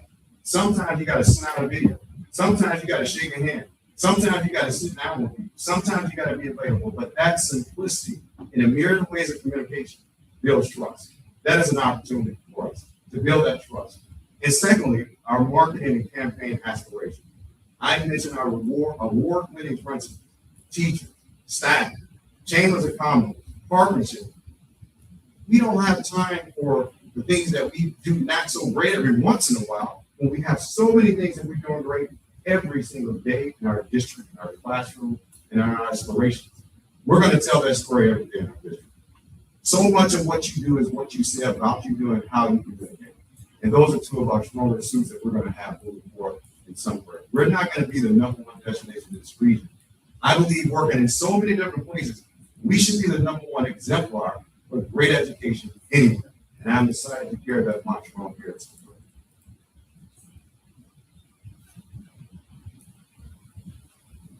All right, wonderful. Now, I just want to make sure, are you going to walk us through all of these steps, or was that your 100-day thing combined? Oh, no, I can walk you through those steps fairly quickly. If I did, I got that ready to go. I will go through the 100-day plan here. So, fairly quickly in our 100-day plan, I talked about it a little. Let me go deeper in it. Building trust and activism. You kind of heard me consistently say that. And I gave you all an introduction letter. I just talked about that our steps, we have to explore, engage, and empower. And we have to make sure that we are creating the right conditions for our staff. I'm going to move to the next page, but over the past several years, I've learned something simple but important. And times have changed. People don't need more messaging. They need to feel heard. You can message all you want, but the person needs to feel heard. They need to feel their story being portrayed out. Because when people feel heard, trust begins. And trust is what allows everything else to move forward. If we don't have trust, we're seeing roadblocks in the way of our success. And I talked about how to build that trust, but the reality is in most districts, and we are one, we are doing a lot. We're not sitting around playing, we are working hard, okay? And I think, sometimes we're reacting more than we're planning in unity. I love to see the full collaboration in the classroom, where the fourth graders were full collaboration. That was the atmosphere I love to see. And I love to see that because if you don't see that, over time, we begin to compete and communication becomes complex and connections become weakened, not only in our district, but in our community. It's not because people don't care. They really care. This is a place that cares. That is 90% of the battle. We care. But you have to listen first. And I said, this is a different atmosphere than any place else. And the opportunity is quick. Let's just slow down. Let's reflect on what we do great. Let's go ahead and meet with our principals and staff in a different way. Let's talk to our students and families at their level, where they're at. Let's make sure that our community partners know that we're championing the everyday aspirations of our scholars. It's not just listening to hear what they think, but we want to hear their experiences. And we want to embrace them. That creates that sense of belonging. You got to go to the next page there. Our strategy is active listening. And we're going to create a space for real conversations by meeting people where they are, engaging all stakeholders. Our goal is to understand lived experience, not just data. Why do I say lived experience, not just data? I think we pull data great. I think the data, we can get it and we know it, right? But if I say that attendance for a population is 50%, and I just say the data, but I don't tell you the lived experience behind the why to that, we cannot make decisions. Why is that 50% right there? That is the other thing that we're missing. We need the lived experience, and we always get certain voices. We need the reflective voice. And so when we talk about the step 2 is synthesizing this. What is working? I talked about meeting superintendents coming in and they do a needs assessment. I do a champion assessment. Winning starts with making sure you know what you do great. And I'm going to go back a little bit. Something else I found out about our district. We have a lot more Bears fans than you all think. They were hired and they didn't want to come out. But when I showed up, they were certainly returning. I was not going to be on the Bears fan. I said, well, if I get here, we can't say that out loud. So we're going to keep that quiet. Yeah, all right. But we got to find out where there's friction, where there's opportunity. And we're going to turn those conversations over to insight. And finally, we have to respond. And this is where it gets critical. See, response has to look and feel a certain way. All right, we got to prioritize what matters most. Okay, and we got to take that action to make sure it's clear. I talked about it a little. Sometimes the conversation is so big, it's not bite-sized to process. So something very simple like an enrollment externally sounds like a dictionary. But it should sound like step 1, step 2, step 3, and we got your back. Let's go.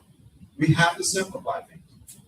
And I'm going to tell you about the role of storytelling, and that is critical. There's going to be a story told, whether you like it or not, right? Who's telling that story, and how are we telling that story? Storytelling is very critical to our 100-day plan. Yes, we absolutely want to get off to a great start in the school year. We create trust, where it's care before accountability. But storytelling is equity because it allows people to be heard. Just think about it in the school, right? And I talk about this when I build out my leadership team in Scotland. This grade 8 kid is always getting recognition. We always know champion. He's always up here with us. But not always is that the most influential scholar. Think about your board members. You get the same voice that's coming. They're always here. They're energetic. They're saying the same thing. But is that the voice that's going to champion the needs that are in the building? We have to pull on every voice and tell the story in a way that cultivates our community. Storytelling makes things that are complex very understandable. Storytelling makes it simple. I'm going to tell you the story at the end. Watch me do it here. It turns into strategy and some people can feel it. All right. So in my first 100 days, and I want to put a limit on the first 36 days. We may take a little longer to do the listening part. I want to be honest, that may take a little longer, because of some of the experience that we've had. But we definitely have to meet with all stakeholders. We have to host those listening sessions. It has to be counted out. And it has to be followed up with action steps. It's a waste of time to listen without a follow-up session of action. And in this next 30 to 60 days, we definitely have to align. We talked about it, synthesize, identify our top opportunities and key barriers. We have to then begin to align our leadership around those initiatives. And in alignment, that's where you focus on equity and becoming an action and making sure that teachers, staff, they have tools, time, and training. I've said that from day one. The instructional core is everything, folks. And I think that is something that I saw in our district. We really focused on that instructional core. But the art and act of communication is where those 60 to 100 days make everything come to life. We got to launch actions. We got to simplify communication and messaging. We got to share progress and champion attitudes out in that message. And we got to continue to listen. We don't just stop, because you have to listen to different things going on throughout the school year. You have to be there. And we will ensure that we have caring attitudes before accountability. And so in my first 100 days, I want to make sure everybody feels heard. Not just the normal voice, not just the one that's so loud, but everything. Equity involves everything. I want to make sure that our priorities are clear and easy to communicate. And I want to make sure communication is consistent. This work is not simple. It requires our consistency, it requires clarity, and a commitment to it. And storytelling is a crucial work that has to be done. I want you all to get to the back, practice a little bit. We're talking about, why choose me as your candidate. Because I know this work. I've done it. This is not practice work. This is serious.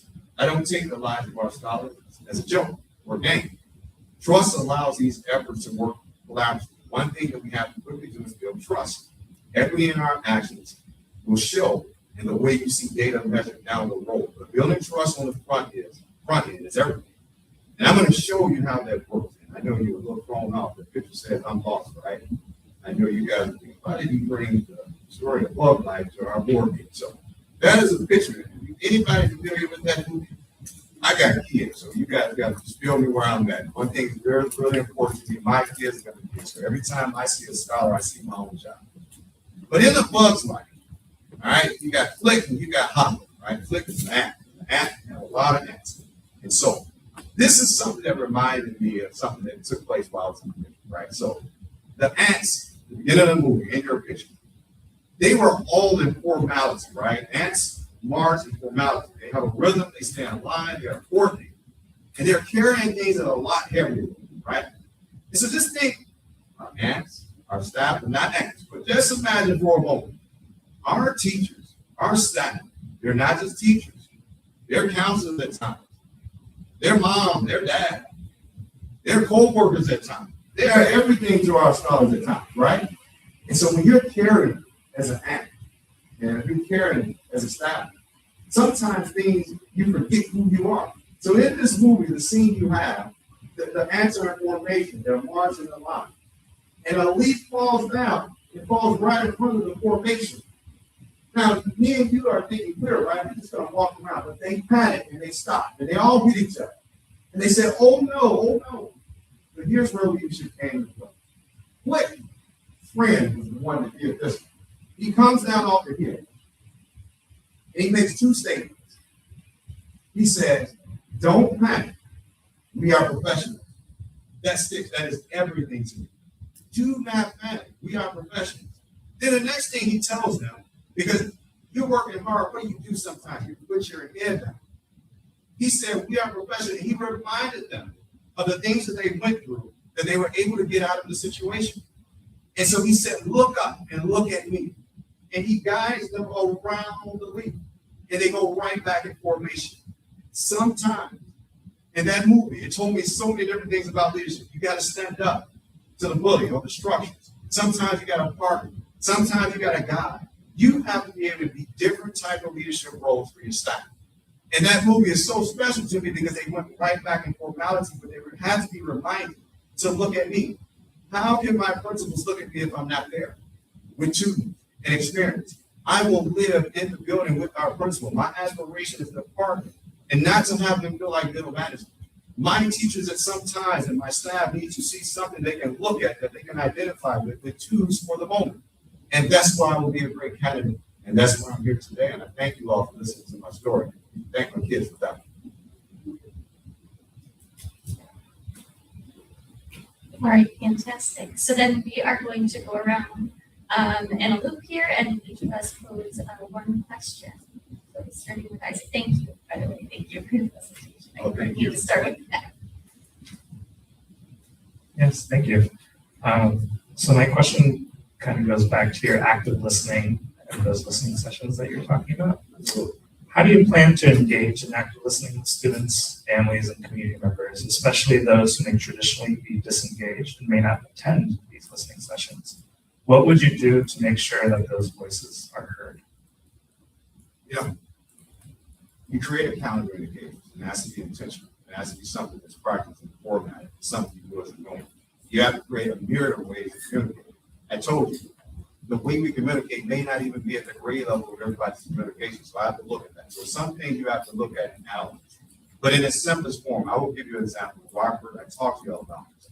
We could not get families to come out for anything. Our max was 50. 50 was our cap. But this is what we did different. We built organizations, we built structures, and we met them where they were at. In our project communities, our tougher environments, we set with them. If you're not willing to go sit where they're at, they're not willing to come where you are. So one of the things I learned was continuously sitting with somebody, talking to them, being comfortable with them. They broke down the barrier. That barrier has to be broke down. Who was sitting in that tough community, those communities that many people don't like to go to? You got to go there, and you have to be comfortable there. So when I came back in August, I said, look, we've been out everywhere. And I tell you all the story. I thought the NBA players were there because the doors were kicking down. And they weren't there for no meal and no awards. They were there to make goals and set plans with us as a district. And to see babies walking in strollers from each direction of Rockford, that did something to me. But it told me that if you are willing to go where people are, they are willing to come to you. And it's on our news. And we had a record for getting people out. We had 2,700 people. We ran out of food. I was ordering for everybody that would bring me food. I need that. I'll take it. But that's what meant everything to me. And I asked, well, why did you all come this time? That's pretty simple. Because you came. You can see the news story of me and my board going the week before to the community. I took my board members with me. June Stanford, she was right there with me. And we went knocked on doors. We passed out flyers. We sat with them. We looked them in the face. As a board, you need a superintendent that can go look people in the face, look the things you improve in the face. I do that as a norm. And that's why people will show up for us. We will break the silos. We will get those people that many times have not shown up for us. I told you when I walked in the building, the scholar runs to me. And it's because they sometimes need to see a reflection of their self. And that's for everybody. That's just not the scholar that is diverse. You see data of a diverse person coming in with tools, and how did he get that suit? I told him, I'll be back to show you how to get the suit. I owe that young brother a promise. So that is why they show up, and you make them comfortable to show up.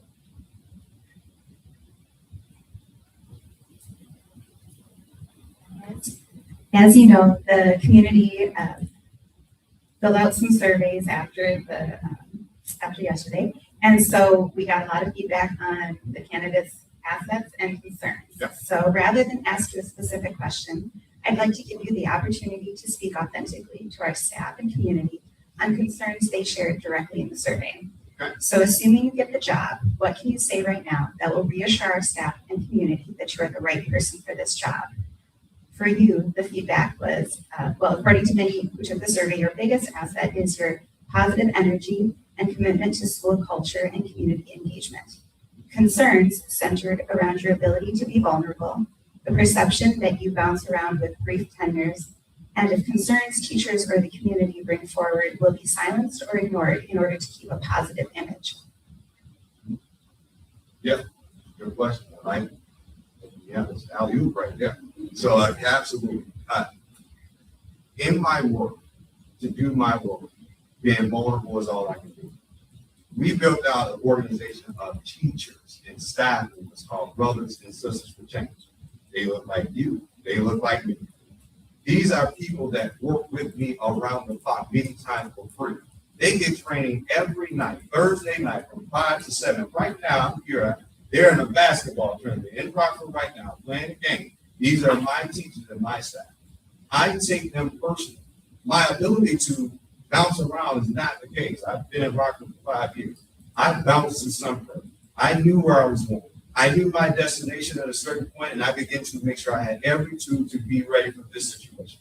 You can be a superintendent with skills, but do you have skills for some work? That is the difference between me and any other candidate. I have had skills winning in every environment. So I was prepared for this. So I stayed in Rockford, and when jobs were offered, in my 3rd year, I had not completed my contract. I am a commitment person. So if I needed another year, no matter the jobs that I got offered, I turned them down to say I have to commit to my 4th year. And for teachers, I'm an instructional leader. That is my most and foremost skill set. I've heard the curriculum aspirations. I'm already analyzing with them. We listen together, we talk together, and we build a positive attitude. And I told them, what we do together. So we agree what we do together, we champion. They all echo, absolutely. That is what I am. I need my teachers. They are the ant that I just talked about in the story to start the presentation. They are working hard. They are carrying things. In my buildings currently, they are partnering with the person that checks on their mental health. We started the year building out a campaign. Teachers sometimes are isolated. They're dealing with these challenges and nobody says, hey, you okay? You have to check on a teacher every day, all 182 days. Somebody knocks on their door and just says, are you okay? We are primed to already do that because we have some full partnership. That teacher is everything. The instruction, of course, what I lead with and what I champion on. So I can understand, being an external person, how that may be something you can think about. But it's absolutely not destroying your girl. When you log onto the internet, type on Google, and you type Dr. Antoine Reed, you will see me partnering with those teachers and everybody else. You will see brothers and sisters who change look like every community on the internet. And you will see the work that we are doing are with and not for. I do nothing for you. Doing things for you, that connection of trust is gone. Doing things with you, with my board. I just told you, my board is with me. They are presenting for me. So I have to take the time to, hey, June, you okay? We going out there, right? Oh, absolutely. Let's go get our new drugs and hit the streets. Let's go. That is who I am. I am that for my board. I am that for my community. And I am definitely that for my teachers and scholars.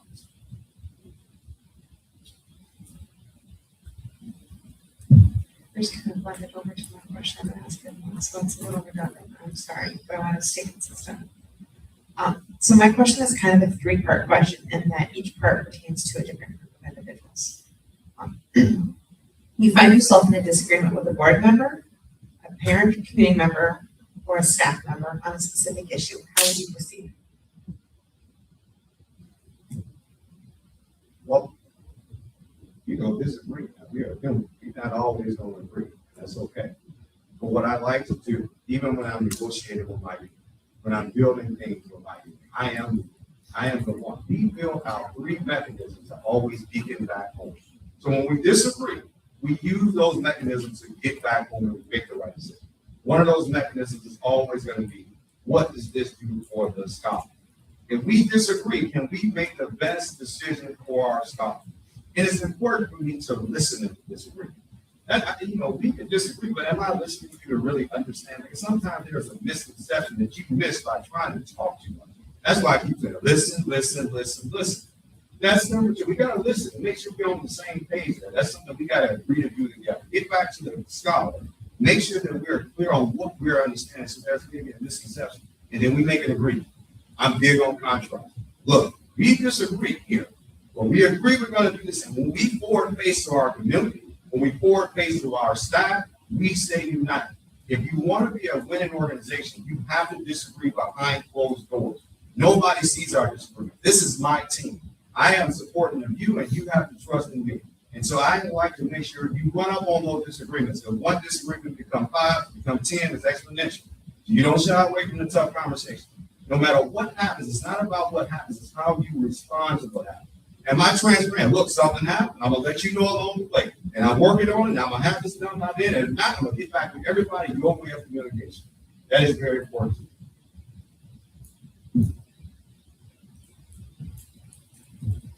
Great. My question is, tell us the one or two things you're most proud of from your career and something you would like to redo. Let's start with the reading. I never like to say I would redo something because most everything I did with somebody. So if I redo it over, I discredit the team I did it with. So I'd like to say I would do things better in a situation, but I'd like to give credit to the people I did it with. So a lot of times when I'm doing things, I've done it with so many different people that I don't want to go revisit it. We're going to make decisions. If we made a mistake, the next time we do it, though, we're going to champion. I would say one of the things that I would re-champion over is replicating the things I did with COVID in a universal way for instruction, like getting stuck in the classroom. COVID taught me that we can be flexible. COVID taught me that our parents at home need the same skills as our scholars. So one thing that I would do different early, if I have a scholar struggling to read, it's probably somebody at home who needs a little reading skills there, a little reading help. They want to teach that scholar. If I'm seeing a scholar struggling with some things or some social things, I would have gave tools earlier to our parents. So now I'm mindful. Many times the same, tools that the scholar may need, a lot of times our families need.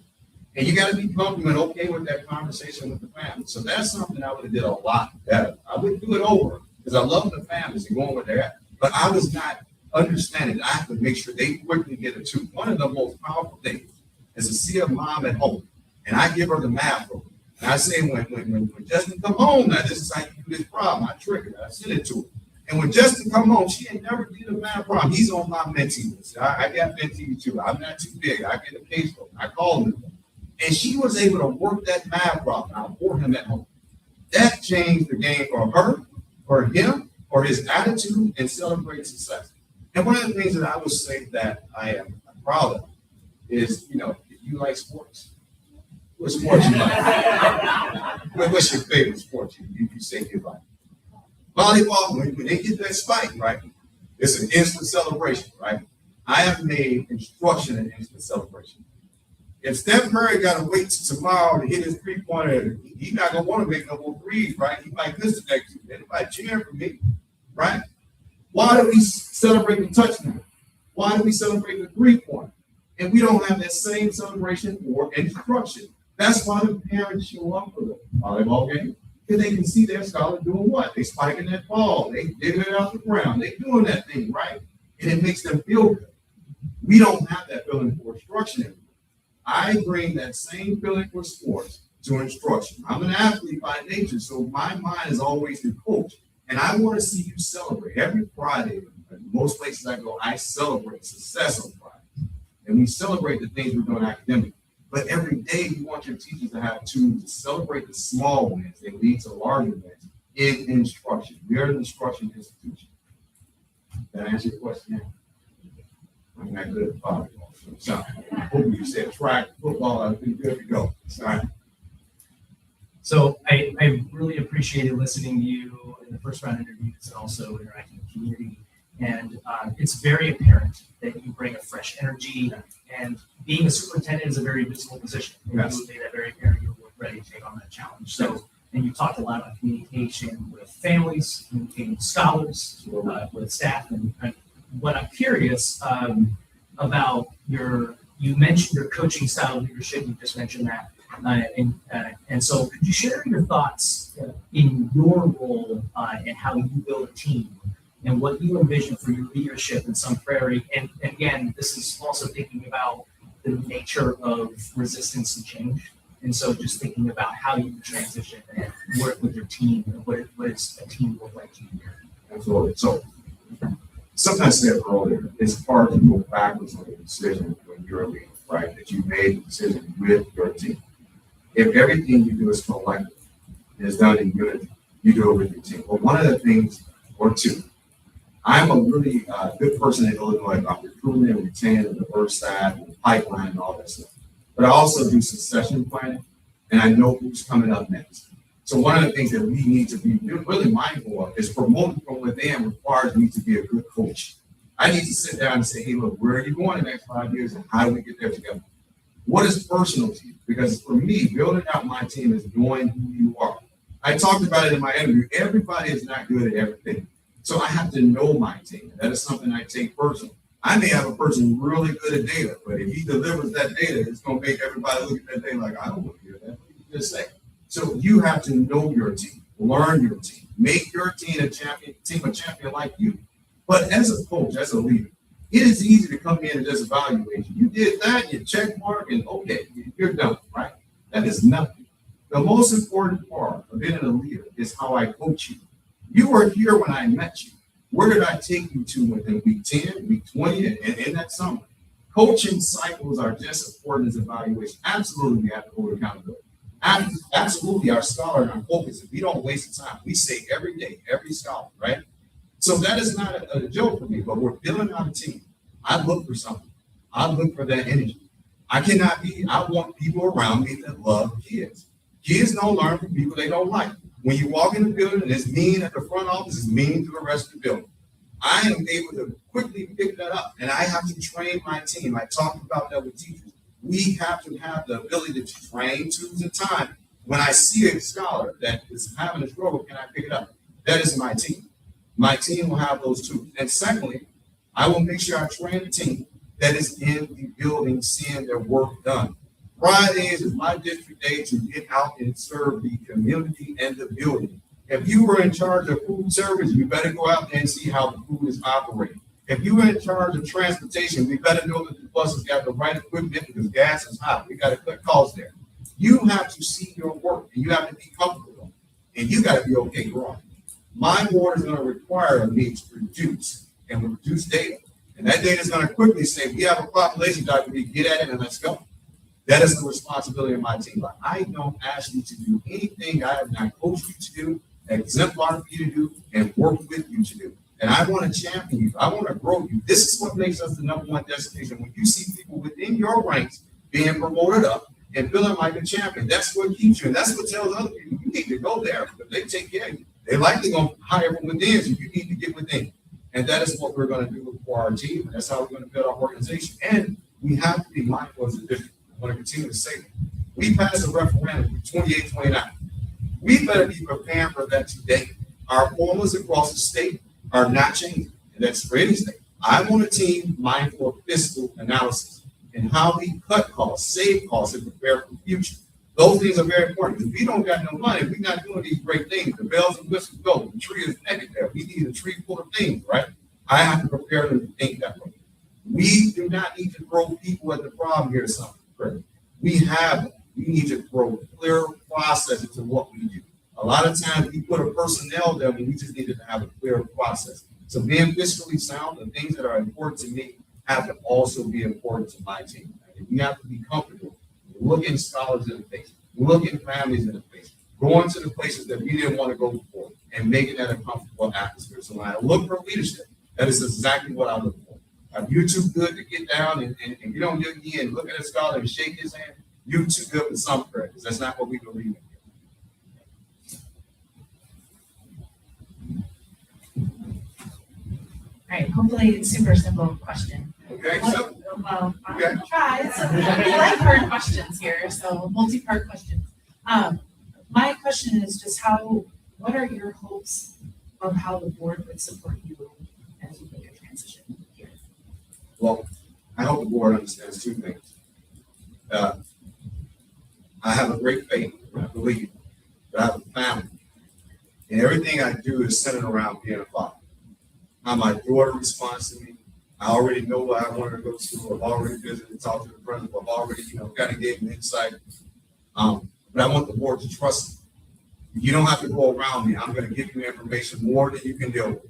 I'm going to find out how you like communication. I'm going to talk to you in your way. You are my board. And so my job as a board, my board will tell you, Dr. Reed, is like my defense. One of the things I did for my board very quickly, we had stakeholders that came that were a little aggressive. And we didn't have clarity on how my board exited the meeting. The next day, when I saw something like I said, absolutely not. We have to exit. I met with our safety and security, and I talked about how they exit, how they come in. We don't know how people are thinking. I am just as mindful as my board as I want them to be of me. Trust me. That same trust we want in our community, I need my board to give to me. Because I'm going to give you everything, every day, every ounce, because I see every scholar just like my own daughter, just like my own son. So I will not let my child So you're gonna have to trust that I would not let the scholars of Sunbury.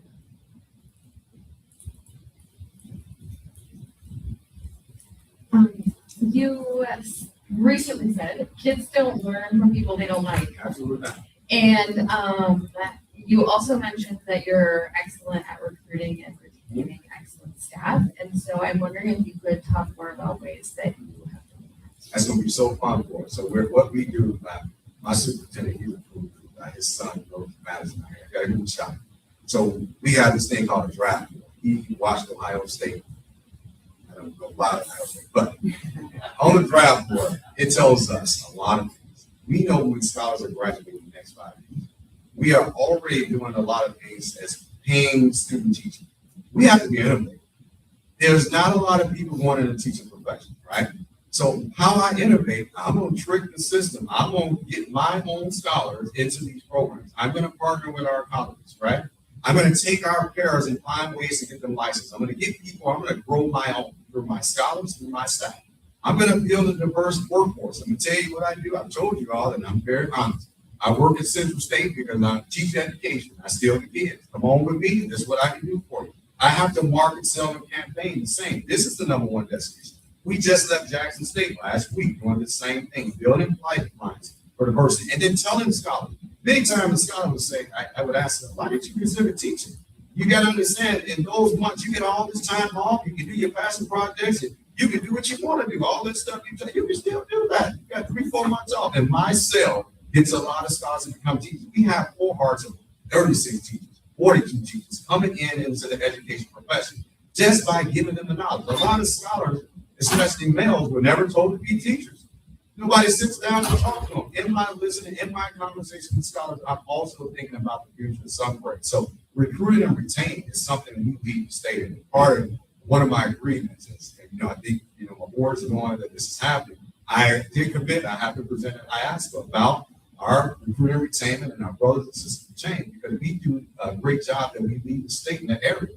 We are knowing when a scholar is graduating. We know when he or she has had enough touch points and have committed to us. So we're going to build out a robust, pipeline. We're growing our own initiatives through our partnerships with our colleges. And we get a lot of scholars, a lot of their hours, and a lot of partnerships while they're juniors and seniors. So that is kind of fun for me to be creative in that way.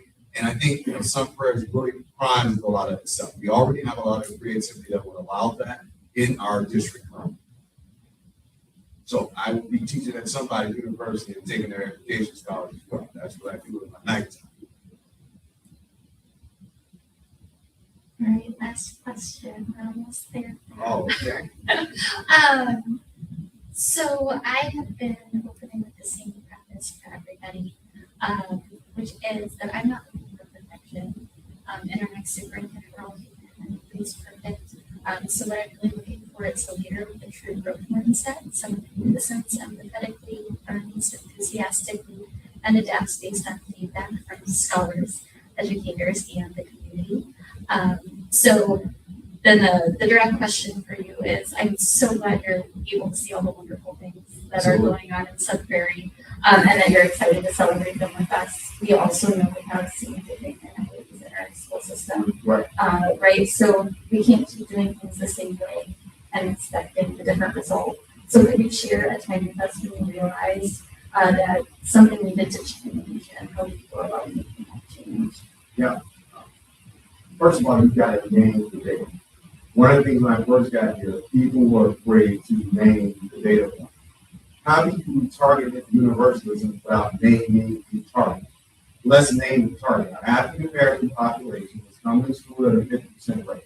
They're struggling in our class. So that system alone is disconnected. We are not strong enough as a superintendent to name the target. I'm wasting your time before. I'm thinking about the target. I know the target. I feel the target. I know the movement. And I know how to move that group. That's number one. Number two is when you listen, then you synthesize and you create what is exactly needed for somebody. I said it earlier. Many times we have a good two kid, but it might be a first aid kid trying to fix a bike. That's not going to work. We're going to work real hard with that first aid kit, but it's not going to put together that bike. You have to have the right toolkit. And for me, when I think the brothers and sisters came up this last year, and that was a last iteration of what we did from our list. The scholars kept saying, we don't have people to come talk to us. We just need somebody to check on. When I was at Roosevelt, when I missed school, somebody called me. Somebody cared about me. Somebody, and because they did that, I came to school. I had a scholar at a board meeting who was dropping out of school. Now he's building houses in our community. He's a carpenter. He wants to go into welding. It's because somebody took the time to make that call. So we will build our system to support our direct need, and that will come out through listening, and we will do that together.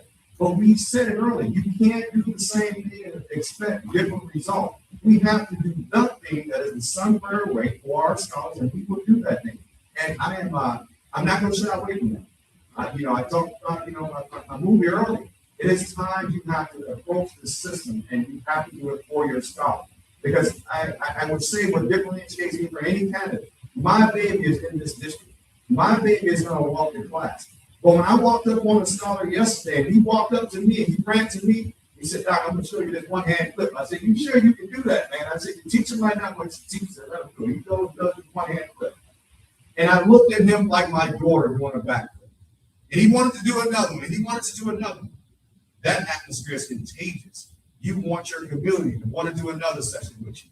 You want your ward to trust you with another initiative. You want everybody to trust you the same way that scholar trusts me. Hey, Doc said, do it again. I can do it again. And he did it again. And that is who I am. We're going to do that different thing because I'm comfortable doing it. And I didn't go in any place and waste time. We have to win because the scholar that we're talking about, life is on the line anytime. And we have to jump ahead of that. We have to take that intentional and serious with everything we do and every aspiration that we have.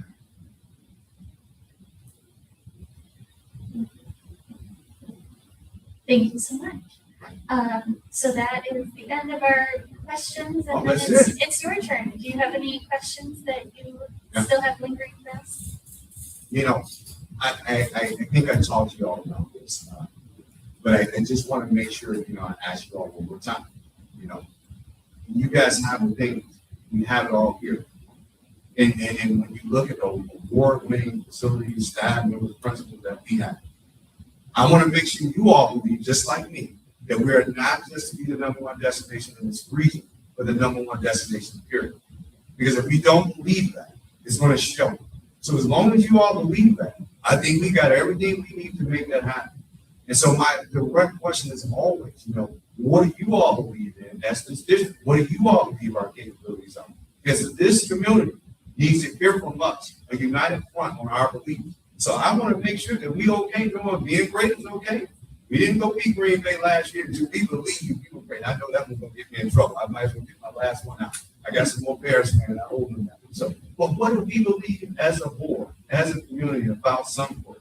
What do we think? That is what I would like to hear before I leave here today. I just survived that tornado on the hill. I want to get that. Yes, indeed.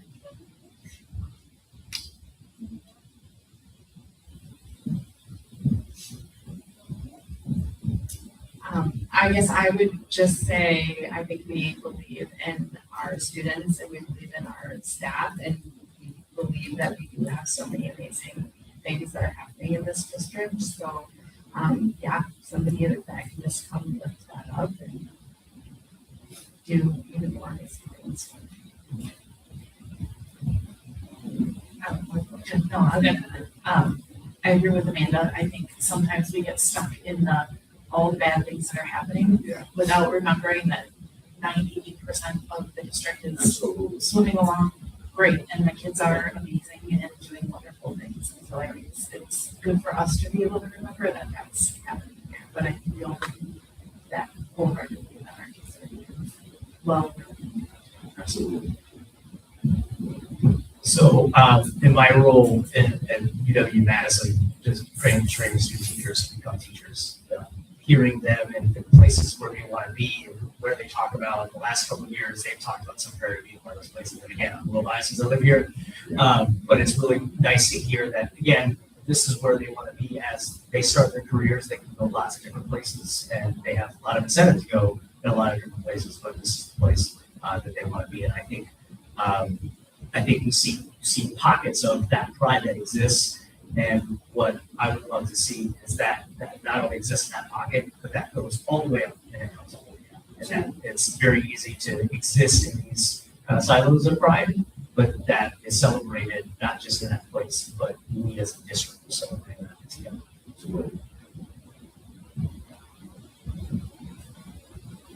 I ran for this position, even as existing as a community member, felt like we did have all those pieces, and we're executing that, and we are capable of more, and wanting to see us live up to that potential. And I know that we push back as community members, and we see this, you're fighting when it's negative, it's no, we care.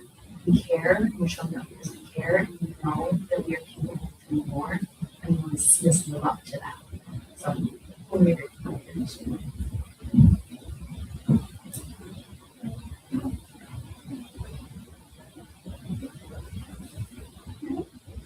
I feel like pretty much everyone has said everything already. And I fully agree with what you said about our potential and what Karina just said about living up to that potential.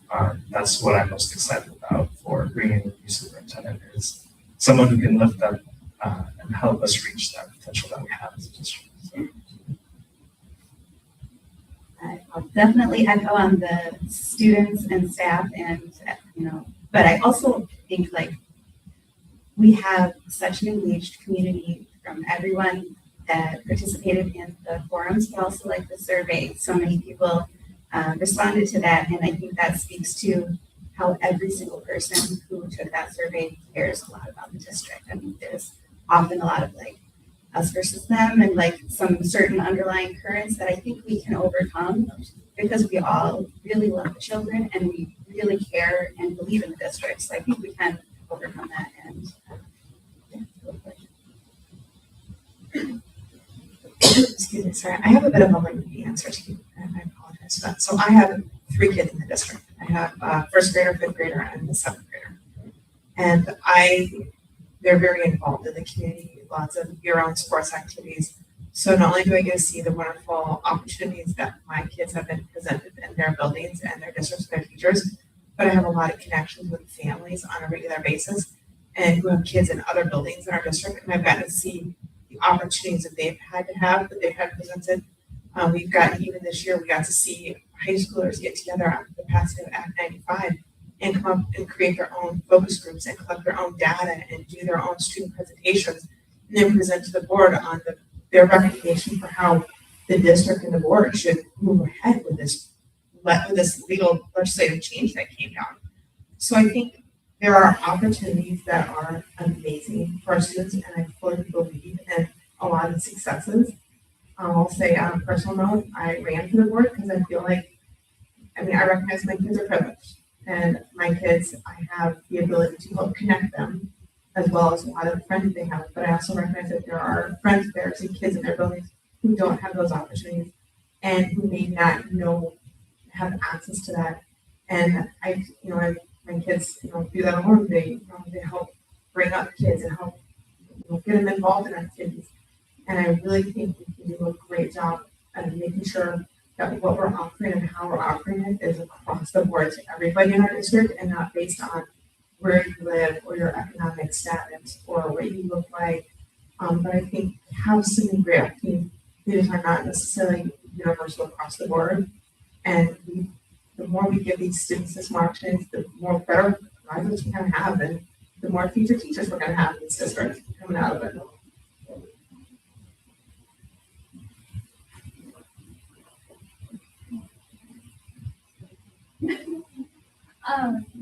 Never use it, so I'm going to use it. I believe you have to function, which is to inspire and prepare every child, every day, the writing relevant engaging community of learning experiences in and out of the classroom, to be a recognized high-performing district of choice that reflects the cultures of our diverse community, holding every child in prosperity for themselves. I believe in that. I believe we can do it. It's why we're all sitting here for hours, right? Hours and hours and hours interviewing lots of people and being away from our families and risking tornadoes. I mean, that's why we're here. We believe in it and it's worth it. And I'm really excited for the opportunity we have to build that. So that's all we have. Do you have any additional questions for us after all that? No, as a candidate, I know time and stuff, but that's my board. You all believe. That's all you need is to started to be signed up for various communities. I got income as well. And I think this is the most unique opportunity to, I am running to this. I have been here. I have came here. I've sat at the board with you. And I love the energy from this board. I don't care what people say. It's how I'm going to say it back to them. It's going to emulate what we're going to do and how we support that mission. We talk about this. I really thank you for your time. Thank you so much. Thank you.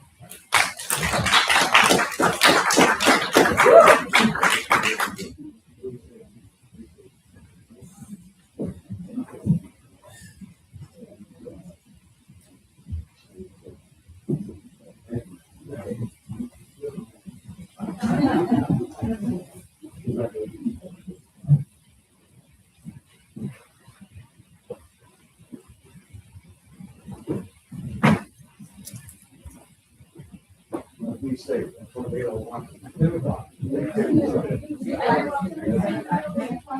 All right.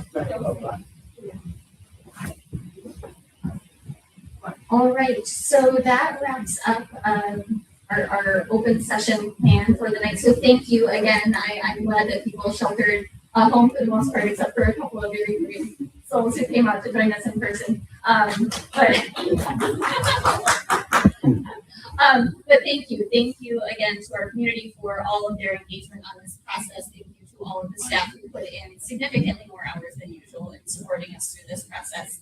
And does anyone else have a final statement? I don't want to cut it off, but then I'm going to make the motion.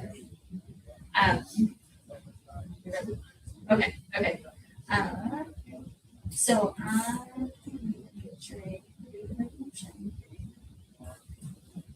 So I'm going to make a motion to go into closed session pursuant to Wisconsin statutes 1985 and C and F.